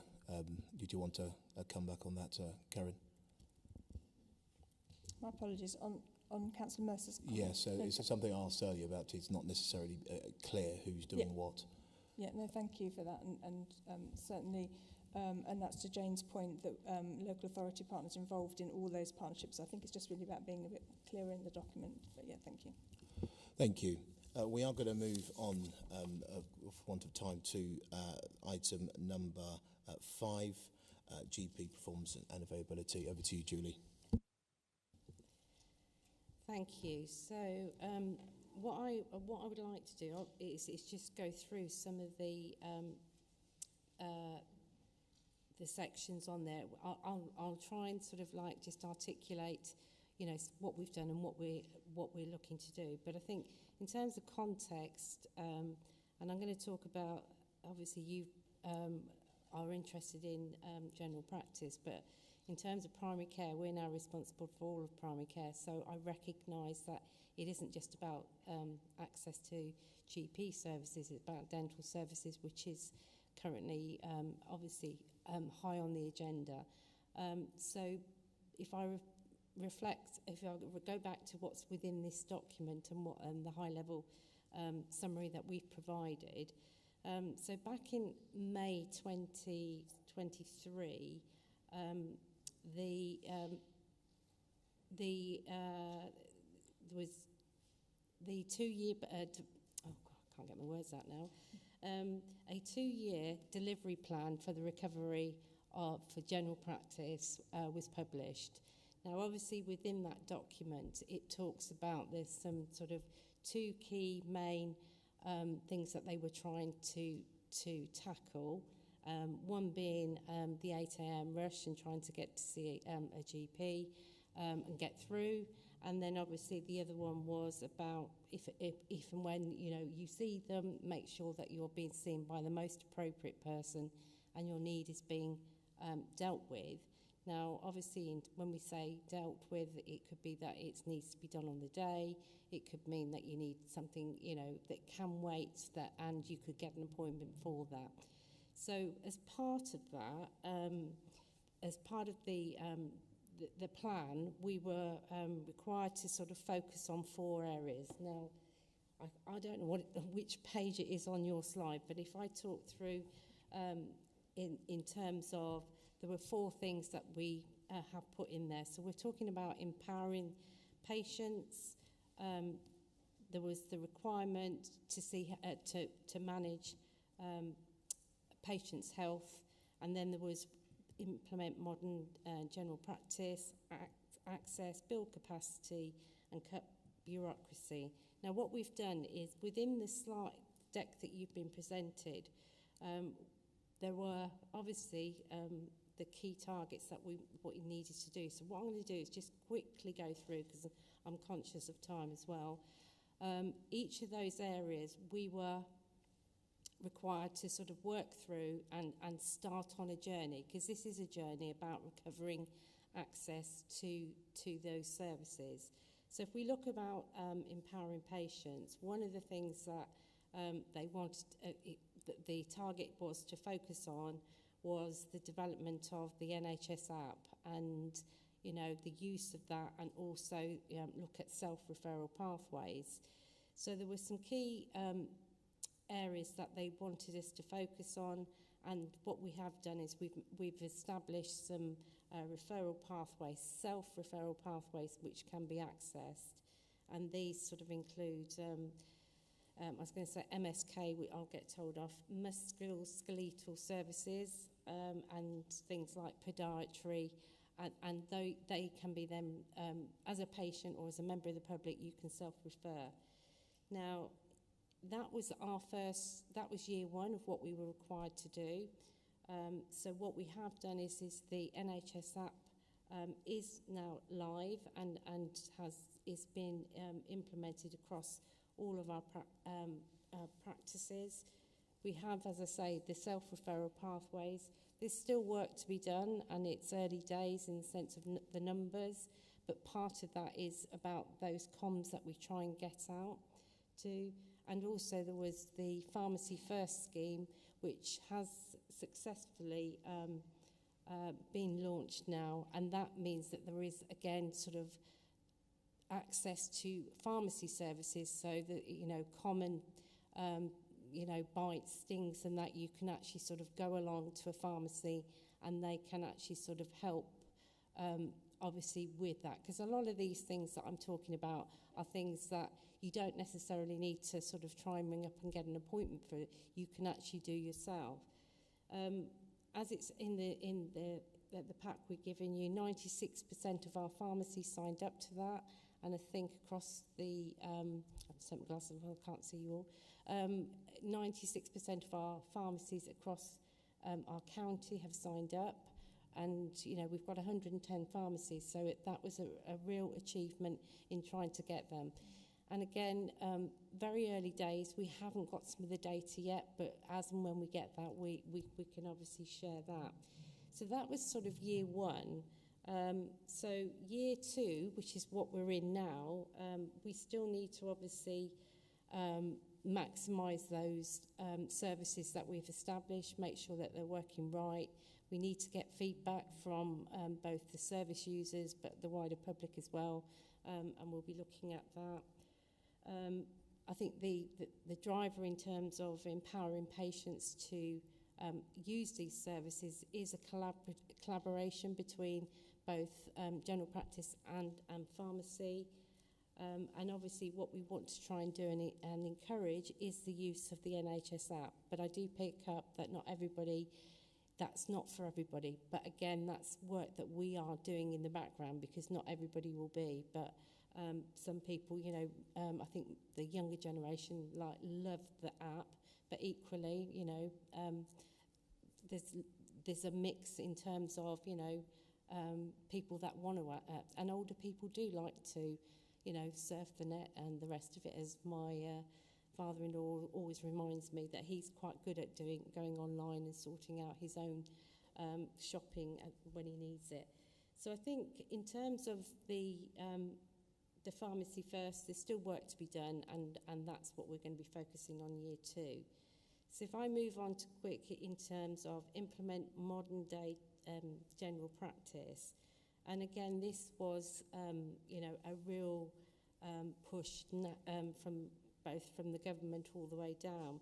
And it is, these are the sort of things, and I'm sure that you'll ask some question. It is about trying to tackle that 8 a.m. rush. Now, in terms of what we have been able to do is that we have across all of our practices, and we have 67, where they were on analogue system, we've now put them on to the digital system, which is now a cloud-based telephony solution. Now, that across, and we're still working through some of the practices, because obviously it links to when contracts and how quickly we could. But that should enable better, instead of getting that engaged tone or it cutting off, it provides and enables sort of like other solutions. So it enables, you know, you to leave a message and to call back. So really what the purpose of was trying to do that. Analogue is going, so it was an absolute must that we had to do it, but it actually sort of brings us, you know, up to date and enables that functionality to be enabled. So, you know, you've talked a little bit about LAPS. I'm going to talk about another one, PCNs, primary care networks. And if we've got a groups of practices who work together who are all on a cloud-based telephony solution, it enables us to them to be more resilient.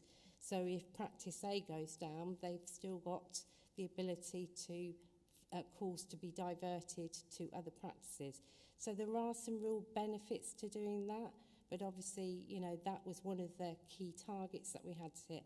And I'm pleased to say a lot of work has gone in to do that, and that's not just within the ICB, it's with obviously with our practices having to spend the time trying to get it. But that's a real positive benefit.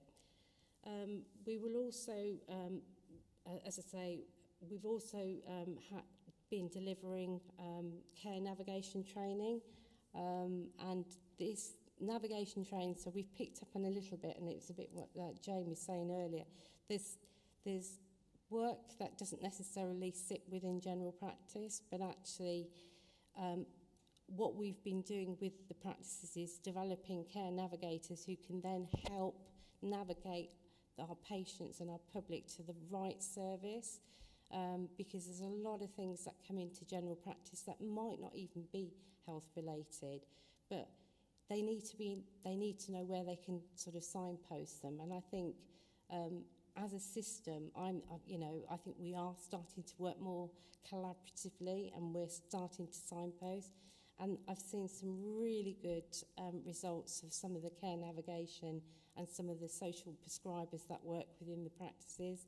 An example being that, and I'm probably going to get shot down here, Lakeside have got some social prescribers, and one of the things that they recognised quite early on was that there were a lot of patients who just needed befriending and bringing together, and what they've done is they've set up the social prescribers set up a group where they all meet and they go and walk round here and round Corby.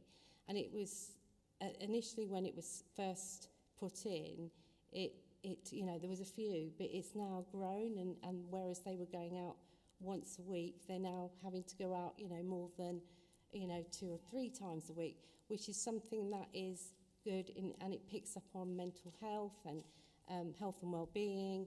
And what we're trying to do is sort of replicate a lot of that across all of our practices.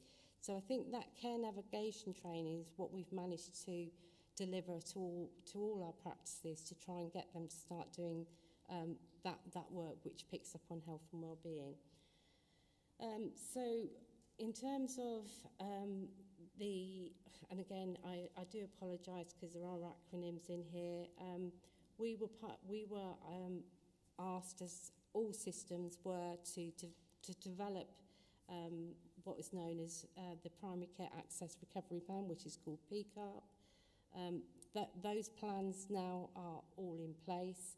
We were also required to develop a system-level access improvement plan, which we actually have published on the ICB website. We had to do that for last October. We will be doing a refresh of that, but basically within that, and if you want to, it's a good read. It delivers and it tells you all of the things that actually come about all of these areas. So empowering patients, you know, what we're doing in terms of implementing modern day general practice, etc. So it is on our website, and it was published, I think it was published in December, but if you, I'm quite happy to share the link. And again, as it says on there, it's a system level access improvement plan. So it looks at all the different areas and it works with some of our other system providers across our whole system. And then we've also got obviously on there building capacity, and that is that links to workforce, and you know councillors have already you know made reference to that. You know, I think it's well known that you know we do have an issue in terms of our workforce.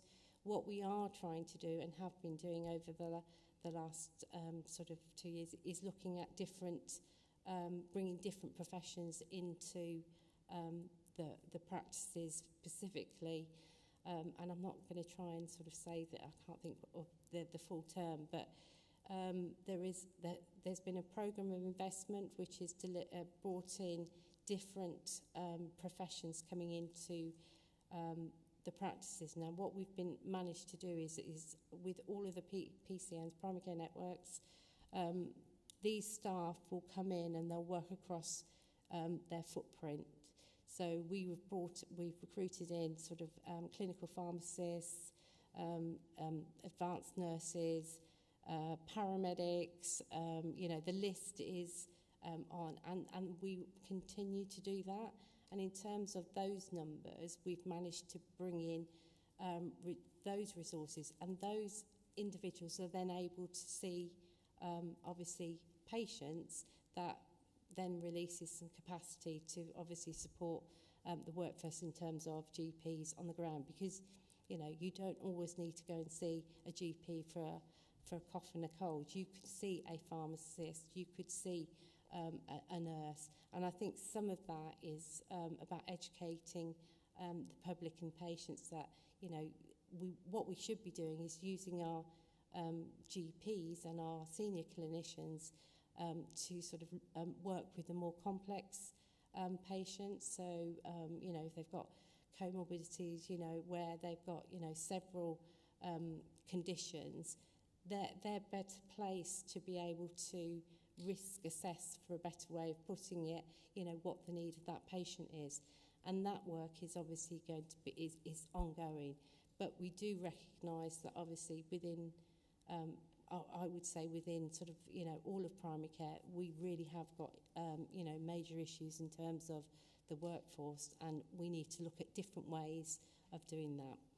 So I've sort of whizzed through that, but there was, you know, there's another one on there that talks about cut bureaucracy, and I think what I would say, we all love bureaucracy, but we're trying to, in terms of working more collaboratively, which there is a group that has been set up to start to work with both primary and secondary and community care, and that piece of work has been kicked off this year, and I think some of that will start to look at how do they work more collaboratively, and it is being clinically led, which is the right thing, because at the end of the day it's actually managing patients, and that's what we want them to do. We can provide further details as that progresses, but I think I'll stop there. And then the whistle-stop tour, almost there. Primary care strategy, we talk about, you know, all strategies. We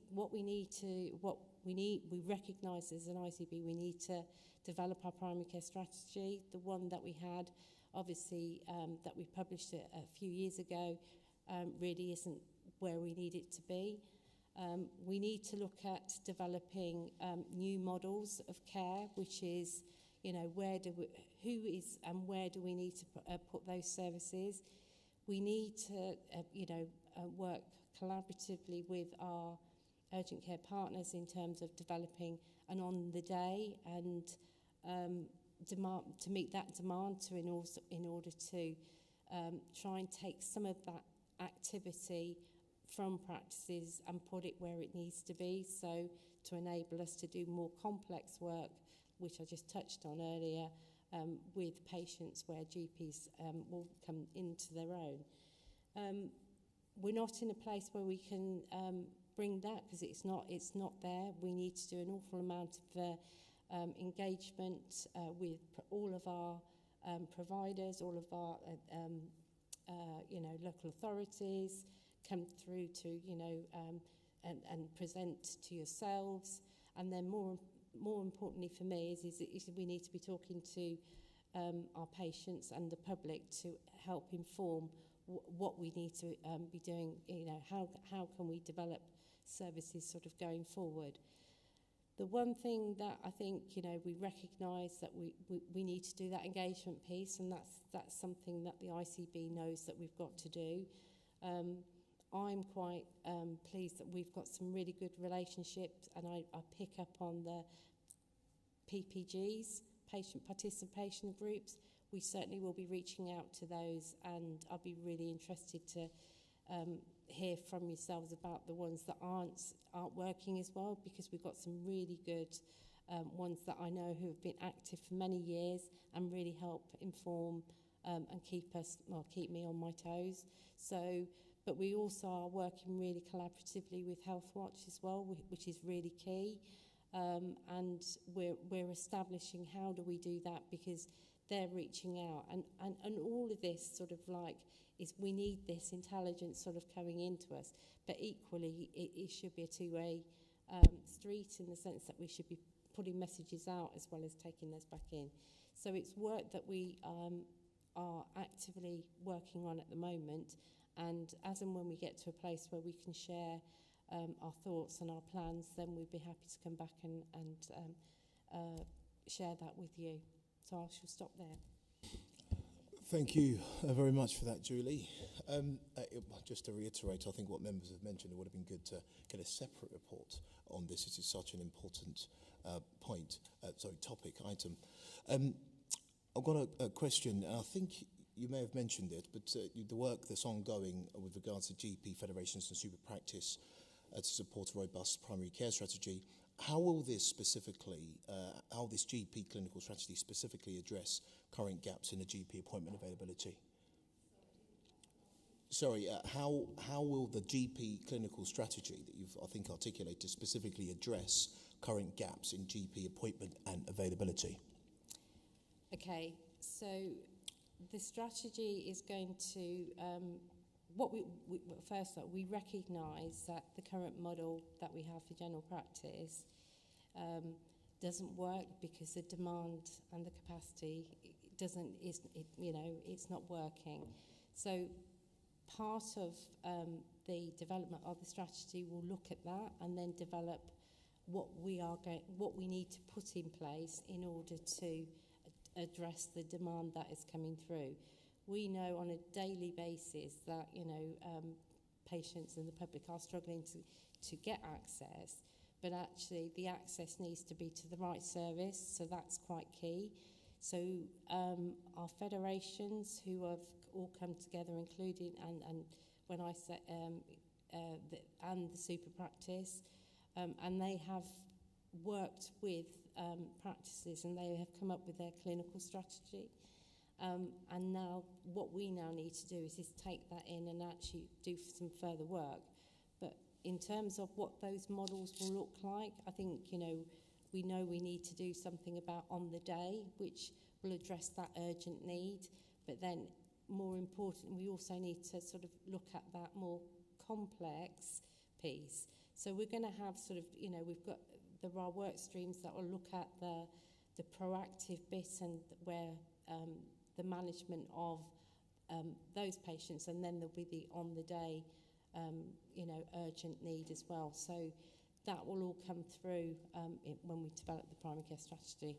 Thanks for that, Julie. I think I speak for all members. Constituents press us on this all the time. They can't get their GP appointments. There's no availability. You know, they're waiting 40. They call in at 8 a.m. just to be 40 in the queue. And I mean, I've experienced it myself. It's deeply worrying. So as much as possible, yes, you've got all these strategies and plans. We need to get this GP availability and appointments up. People need to be seeing their doctors. Next question around digital and patient portals. I want to know what feedback has been received from patients and GPs about the effectiveness of these portals and digital tools. So I think in terms of the NHS app and the use of digital tools, I think it's very early days, and but in terms of the feedback, you know, obviously that is going to be captured, and this will be captured nationally, because obviously the NHS app has been launched. I think we've got a digital work stream which is working really, has done a huge amount of work in this area, but we know we need to do more.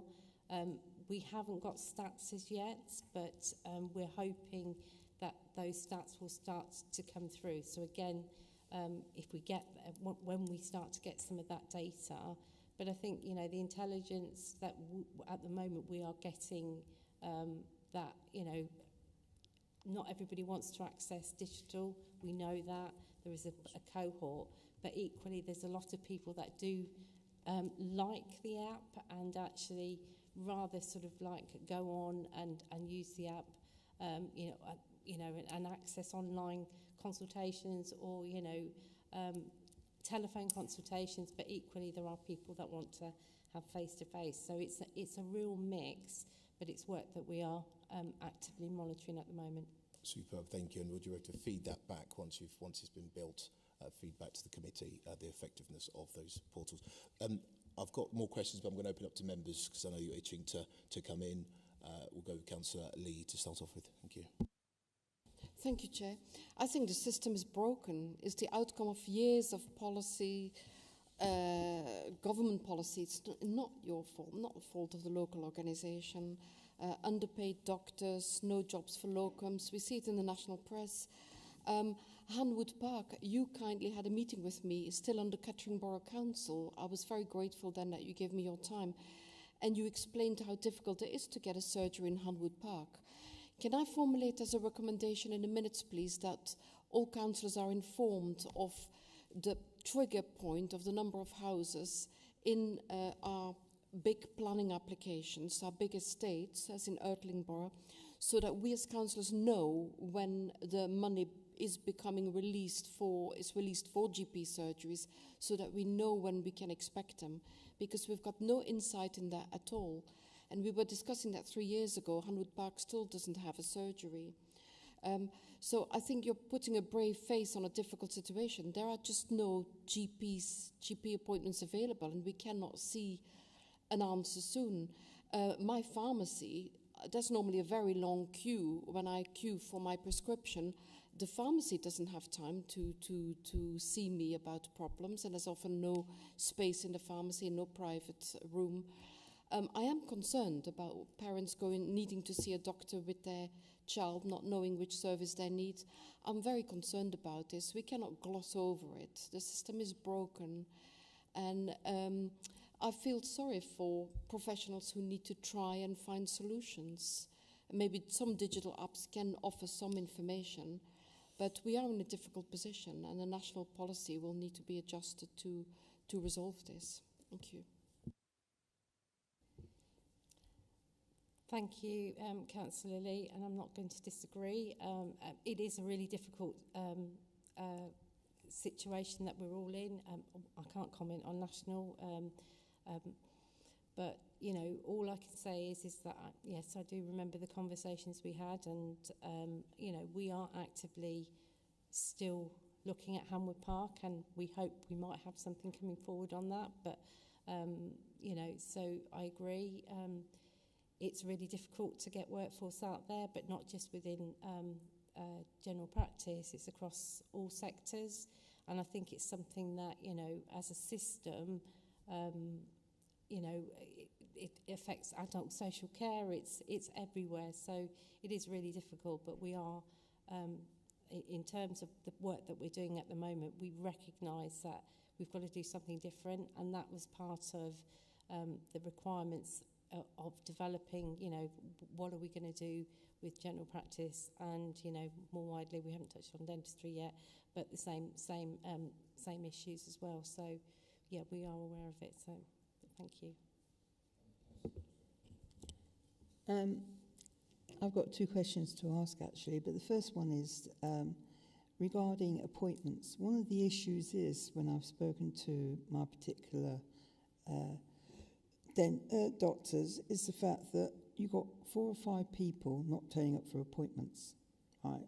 That means people who would have been able to go, can't go because these people aren't turning up. Is there a way of actually publicising not turning up for your appointment cost other people not getting to see a doctor? Because that is a major issue where, for instance, my doctors are. The other thing is, I have to say that Boots, the chemist, I've got to praise them actually, because they're really good about seeing people, doesn't matter who it is, off the road, and they have a little room round the back where they'll see people individually. Do they actually get paid for doing this? If the government are asking them to do this, pharmacists, are they being paid extra to see these patients? And lastly, young people who often don't go and make an appointment to see a doctor, but there may be something which is private to them. What aspect are we now promoting them to be able to go and see a doctor without their parents knowing? Good question. I'm going to go with, I'll start with the top. So, DNAs did not turn up. I agree. I think across, you know, just in general practice land, the amount of appointments that are each month are wasted. And I think, you know, we had initiatives where we use the PPGs to try and promote some of, please don't do it. In terms of how much it costs, yes, I think we did that many years ago, but I think actually nationally that's what they should be, you know, doing. But I think when we talk about, we have a responsibilities as individuals of the service as well to, you know, obviously make sure that we're accessing the right services, and if we have appointments, we turn up. But there is something about, you know, we have to sort of like, I think that patient education bit needs to be something that we need to do. And I think in the current climate, you know, wasted appointments at both primary, secondary, or, you know, in our community services or in adult social care is a real issue.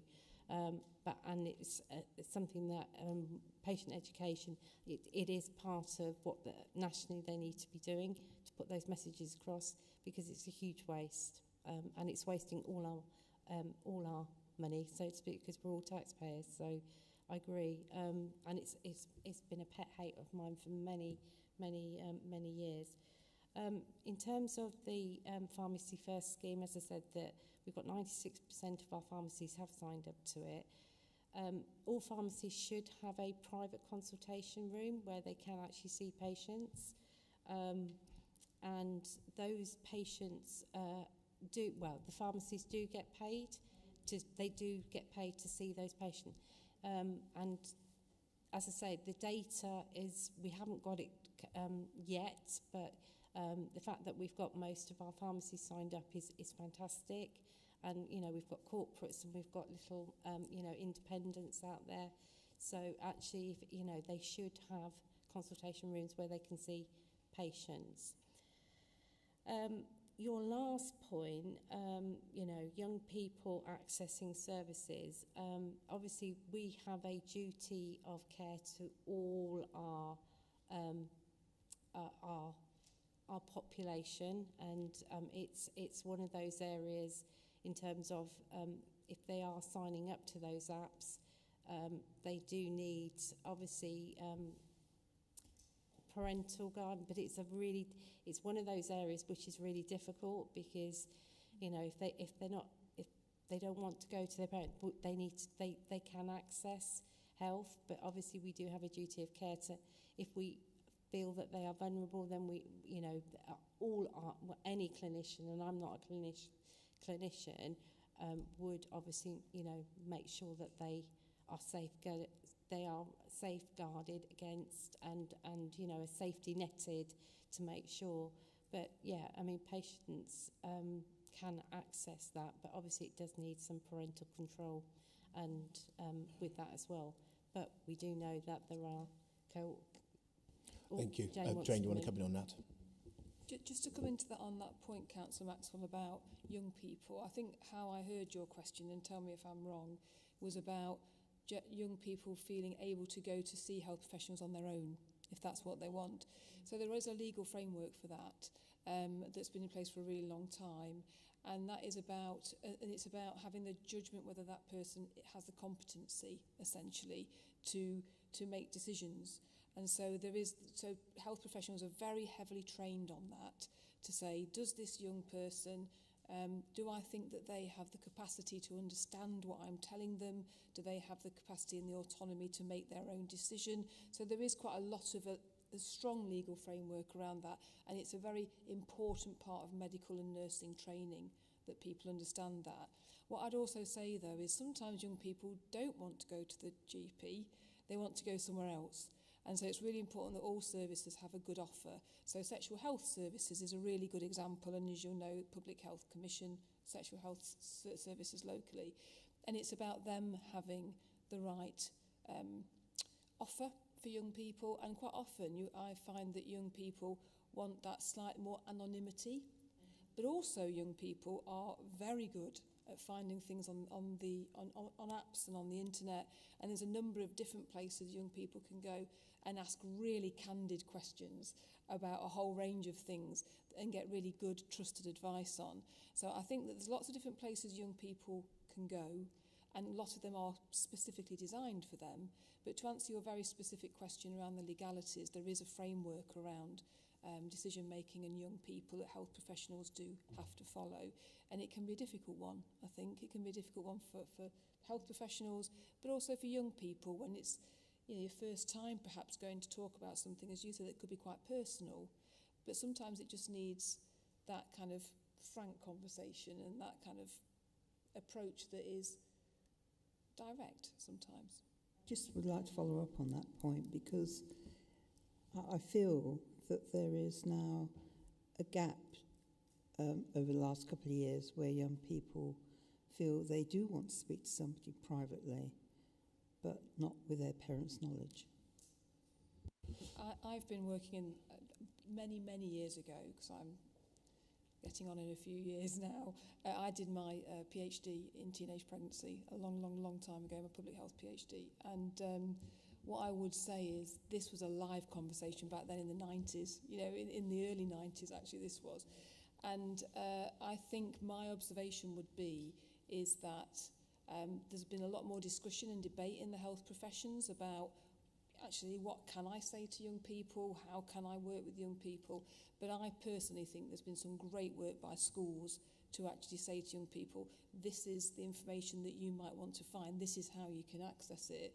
I think there's been a really good move actually nationally around that, but you always have to consider that for some young people, not one size always fits all. So you have to have options for that. Thank you, Jane. Do you want to come back on that, Julie? Can I just come in quickly, because I endorse what you were saying. There's school nurses as well who have that are active in schools, but there is a Young Health Watch. And they are doing some really fantastic work with young people. So there is another access to them. And I was talking to the Health Watch about a month or so ago about it, and the person who is now running it was an ambassador to start with that didn't really want to join, and actually now is sort of like heading that up. But I heard a really lovely story where there was a young person who came forward who wasn't, had, lacked confidence and lacked some real sort of basic skills. Got involved in Young Health Watch and has recently just graduated and is now working in health.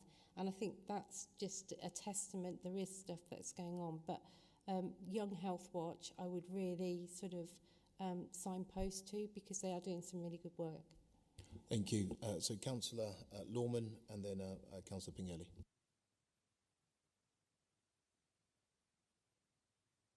Sorry, hope we don't get Dr. TikTok as well as Dr. Google. But I just wanted to reassure Councillor Lee that one of the recommendations that the other scrutiny panel made was on 106 is to make sure they're all publicised on the planning portal so that you can see them, so you'll know without. From this document, if there are two things that you could do over everything in here, building capacity and particularly keeping GPs on board and would be one, and the other one, an integrated EPR. And it makes the comment here, having more GPs would free up A&E, but all those people who shouldn't be at A&E would be able to potentially go to doctors. The frustration of coming back from one of the hospitals, going to the doctor, finding the letter's not there, and so the appointment gets cancelled. So improving the interface between primary and secondary care is, absolutely key in this, in this day and age. Private organisations do it easily, but we don't seem to be able to do it that easily. And one other thing that seems to frustrate people is all the different PCNs, all the different surgeries have different rules and things about when you book in, and some you phone, some you visit, some you can't do it more than 2 days in advance, some you can book 3 weeks in advance. I mean, it's just crazy. There's not some sort of commonality. And it just suits the local. So, if there was a recommendation to you, it's to, yes, build up capacity, yes, get integrated EPRs, and get the all working on the same page, because that's would really help. Thank you, and I'll take that back. There is some commonality, but what I would say is that PCNs have the autonomy to deliver services that are needed for that population, so one size doesn't always fit all, but in terms of what they are required to do is obviously there are a set of standards that they need to do, but it might be that they serve a more, a younger population or a mixed or a rural or an urban, so that there has to be that autonomy to allow them to deliver those services. But yeah, take your point.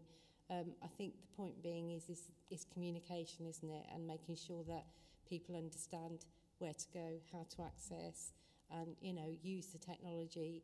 But I pick up on your point, yeah, the interface between that is definitely being looked at in terms of the digital work that has been going. And there are some really, I think in terms now, I think we've got the share care record, which obviously is a real step forward, and certainly, that is the team that have worked on it are up for a HSJ award this year. So I think that's something, they are progressing that, but there's more work to do. So thank you. Points noted. Just to speak to Councillor Lawman's point, within my constituency, there's about 3 surgeries, and they all work differently operationally. Some have a callback, some triage. Some you can walk, some you can't walk in. It is quite a conundrum. Thank you. Councillor Pingelli. Yeah, thank you, and thank you for the report. And when I'm speaking on behalf of the people I represent, because I represent 10,000 people in Ward, 50,000, 60,000 people in Corby.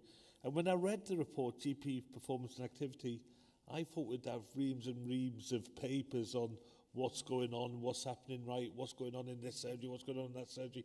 I thought it was going to be an in-depth report. And when I said earlier, where is it? I didn't believe that this was a report that we were alluding to, because there's just not enough there. And if you're an MP in this, if you're one of our 3 MPs or one of our 3 prospective candidates or councillors, what we get all the time is complaints about GP surgeries and the phone calls in the morning and people waiting. And we seem to be sort of saying, look, it's a fault of the patients for phoning. And I want to know what evidence base we've looked at, because me phoning up for my child who I think could have whooping cough and that it doesn't turn to be that, it's still important for me phoning up. So how do we know and how do we decide that, well, a lot of these people should be calling the surgeries anyway? And have we looked at best practice? Because there are some surgeries in North Hampshire, as Councillor Wells said, that work really well, some that don't. And it's not all one piece fits all. It's all different. And I'm disappointed by the report, because I think we would have went into it in more depth. It's one of the biggest things on, I know Lee Barron, his casebook right now, when he's talking not only in Corby, but in Fraps and in Oundle, where all these issues going through. And a lot of it is finance, what Councillor Lee said. They're not got enough finance, they've not got enough staff. One of the arguments you put forward is pharmacies. I've had to change my pharmacy twice because they haven't got one. I went to one, I'm not going to say who it is, and they said, oh, the pharmacy walked out. They've gone to another different chemist. So we were locked out. There was queues of people that had nowhere to go. So it's a broken system, and this report, it glosses over it a little bit and says things that we could do. And it's not criticism, because I understand what you've got to do. But we have to look at this in depth, and maybe it's not for us to do, it's somewhere else to do. But we need to find out how we can get the people that we represent phoning up in the morning and not phoning me up after 2 hours crying their eyes out because they're not being able to get through to a doctor. And because it is a matter of life and death. And then what's happening, they're going to the 828s and they're making them more full. And I've heard people going from Oundle to Corby's 828 because they can't get through to see a doctor. And then they're going to Kettering General Hospital to A&E as well. So it's a system that we need to fix. This goes a little way into it, so it's not a criticism of you, because I understand the issues you've got. But what we have to do is look at how we can make this better. Do we need more finance? Do we need more doctor surgeries? Are the super surgeries working or not? I don't think they are. I don't like super surgeries. And it's something that we're being told we need more and more of these super surgeries. So what is the answer? And I'd like to have had a more in-depth look at this for the people we represent. Julia. Oh, thank you. Just trying to pass it on to Jane to answer. Julie. And I'm not going to take it as a criticism. I mean, we came obviously to bring the update of that. So I think in terms of, yeah, I've listened and we are listening. Believe me, we are listening. I think part of the primary care strategy is about that engagement and actually getting this, you know, what's real out there, because we do need to understand that. You know, obviously, the contract that all GPs hold is a national contract, but we are, in terms of trying to build a resilient and build some resilience into those, into all of primary care. So your point about, you know, the pharmacies gone and, you know, they've now got to shut. They can't operate without a clinical pharmacist on within the pharmacy. You know, they're all stretched, and this is the workforce across all sectors. So some of the solutions that are coming out nationally, you know, are looking at you know, different ways of working. And I think, you know, there is, we recognise, and I'm not going to sit here and say it's great, because it's not, but if you're on the other side of it, where, you know, the grassroots practice, GP practices, they're on the knees, and you know, they need that support. Some of that is within our gift, and some of it's not. So where we've got opportunities, we are trying to build a resilient workforce. We are bringing in, you know, additional roles, which is starting to help. But what we now need to do is do that next step, and actually, we know there's an urgent care demand. We need to manage what that urgent care demand is, and not just in isolation for general practice, but across the whole of the urgent care system, because, you know, we know that patients know how to navigate the system, and what we don't want them to do is be bouncing from service to service, because that's not effective and that's not good. That's not a good patient outcome. But you know, it's work to do, and we're aware of it, and we're trying to address it. So thank you, and I welcome all the feedback. And yeah, I'm not taking it personally. We get the pressure from our constituents, so therefore we have to put it on you. Councillor Carr. Some of these things have already been answered. I'm very interested in the fact that you talk about education, and education for all different ages apply. I mean, Jane, you've talked about the younger people. They behave sometimes in a totally different way, as we've said, compared to older people. They want to be able to go and get that information. You know, there's nothing worse, I'm sorry to say, when you're younger, walking into your local doctors and bumping into somebody. And it doesn't suit some people. It doesn't even suit some people when they're older either, because when you live in small communities, what do? They all gossip. They all talk about, I've seen such and such in the hospital, and before you know the doctors, and before you know it, you've been diagnosed with all sorts of things and you're not the doctor. I think part of the issue, and the things that I see from the ward that I represent, the services that they're getting from the doctors, they're really pleased with. It's always about getting that appointment. And I can only use my own experience with this, because I'd not been to the doctors in 9 years. 2015 was when I last went to the doctor, and I had a lovely letter saying, would you like to come for a health checkup? So I went for one. This was in January this year, and I mentioned a couple of things, and they said, we really need to make an appointment to go and see the doctor now. And of course, I was in the doctor's surgery, went to the desk, and they said, I've got my diary with me as well, and I said, can I make an appointment? And of course, no, you've got to go online. I'm thinking, hang on, I'm standing in a doctor's surgery. Why can't I make an appointment with you now? Why do I have to go home, ring up, and go through this malarkey? Why can't I go online and find... It wasn't anything urgent with me. I could have waited. They said it's not anything, crucial. You're not going to drop dead tomorrow or anything like that. So that's my own story from my own background. I have great respect for pharmacists. I mean, whenever I've had a problem, I've always walked into a pharmacist, and to be perfectly honest, I hate to say it, they know the pills and potions sometimes better than the doctors do in regards to what they can sort out without prescribing you with things. But as you say about that social prescribing, it's such a big thing. Social anxiety, social isolation, it all has a play on your health where you feel that you need to get that help by speaking to a professional. So there's lots of mechanisms, and I think we all see that across North Northamptonshire about all the lovely, wonderful groups they are, certainly from health and wellbeing. You talked about things like the walks, the fact that you can pop into your local library or whatever to help you. But swinging it another way for you just for a moment, we hear doom and gloom about doctors, and I'll give you one scenario recently. My father wasn't very well. He thought he'd got indigestion. On a Monday, Tuesday he'd still got it. They rang up on the Wednesday morning, the local practice. Can you pop down in an hour to come and see us? Cut a long story short, he was carted off to hospital then and there. He'd had a heart attack, and he couldn't praise them enough. And this is the thing, it's once you've got an appointment, you get the praise. And I think the confusion is, and somebody mentioned it, it is not consistent across the board.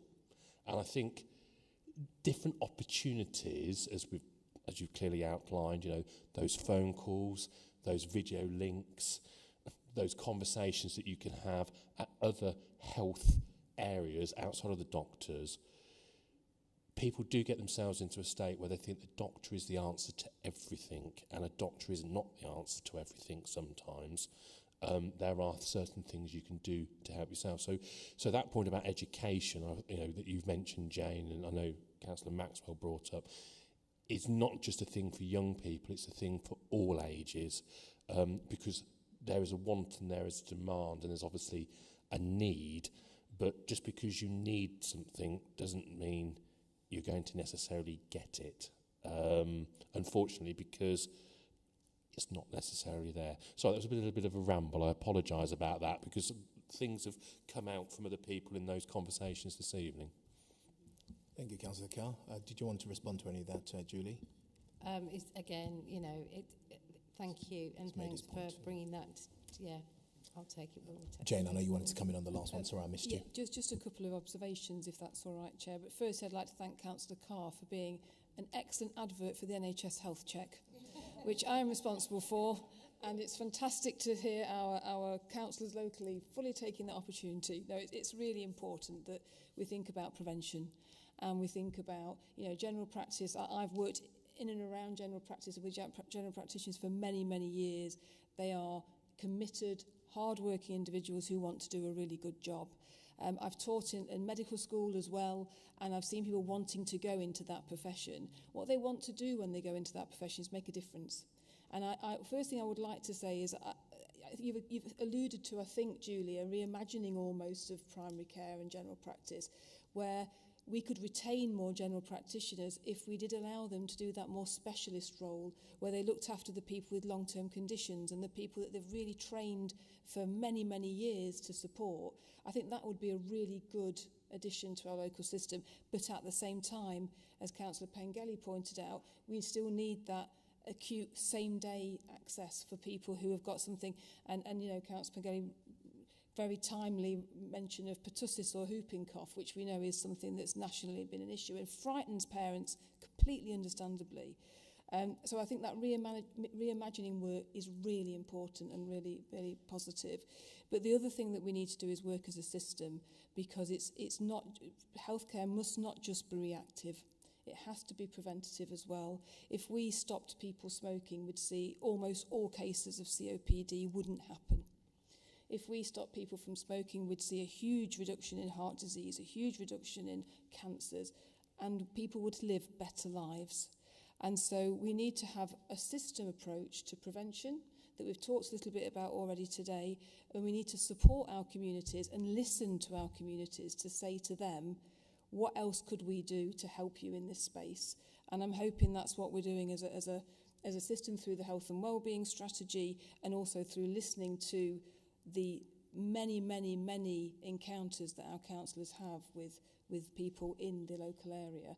So I just wanted to end from my point of view on that. This could be a different way of providing primary care that could help in lots of different ways.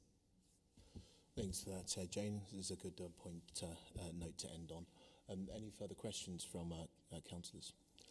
Thank you. But before you go, Karen and Julie, we do, as a committee, have some recommendations, please, for you to note.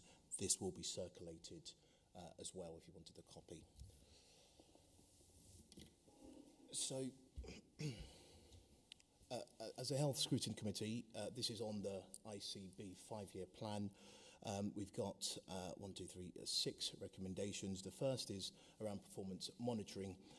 We, as a committee, seek reassurance and ask that a 6 monthly report with relevant metrics, risks and outcomes capturing A&E performance and health assessment rates of children and young people be provided. The second recommendation, targeted recruitment and retention, we suggest that specific partnership work with local universities and other relevant institutions to ensure steady supply of local healthcare professionals. Our third recommendation as a committee is we urge yourselves, the ICB, to foster stronger collaboration with social care to address broader determinants of health that impacts GP service demands. And our fourth, around governance and corporate, we request that any future reports to the Health Scrutiny Committee use the scrutiny reporting template that caters specifically for scrutiny, providing relevant context, details, options and possible recommendations. The report should avoid jargons, using plain English and spelling out acronyms when used for the first time. Our fifth recommendation is around Support North Northampton project. We request that the ICB contact the LAP coordinators to liaise on funding for the Support North Northampton project with the budget of £175,000. And a final recommendation is around partnership working. We ask that the section relating to the delivery of partnerships and communications be enhanced. I can circulate that to you. I can understand it's quite a lot there. That's around the 5-year plan. And we also request for more information by the ICB's involvement, the ICB's role and involvement in the Section 106 allocation and development, building funding of new surgeries when the new houses are built for population catchment increases. So we'll like to request some more information around that, please. That's on the 5-year plan. And now a couple of recommendations around the GP appointments, please.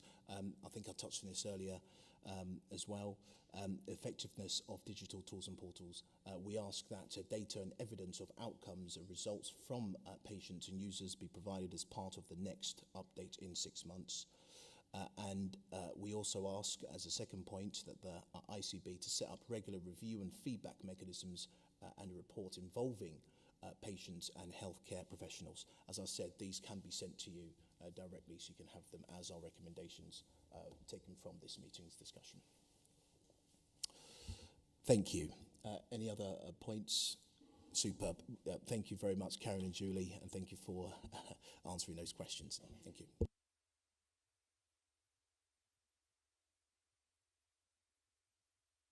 Free to go now.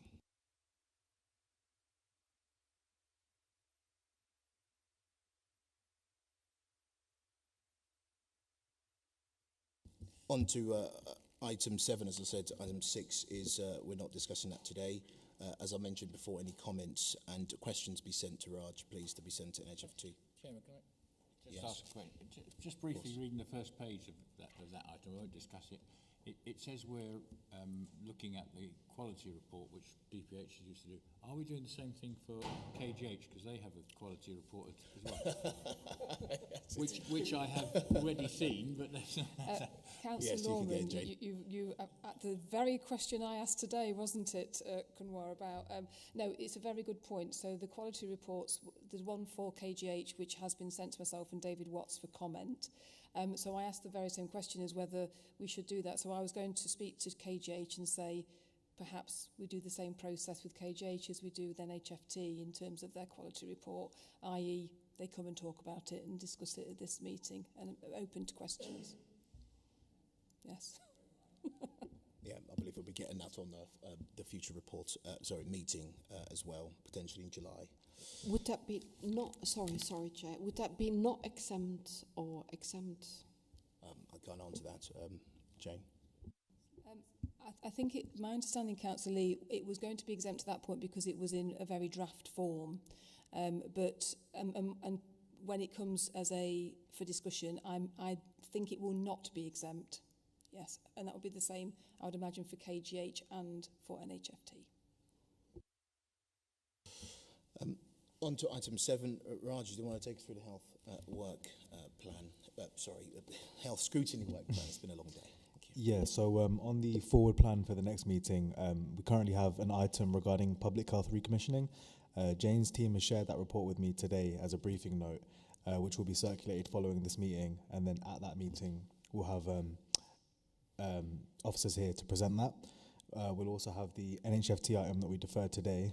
I believe they're, as Jane mentioned, this in draft status currently. So when they have that as a more final report, they'll obviously attend. And as always, we can open up for discussion, for consideration by the Scrutiny Management Board regarding other items. Thanks, Raj. Any comments from members? Okay, and on that, I'll close the meeting. Thank you.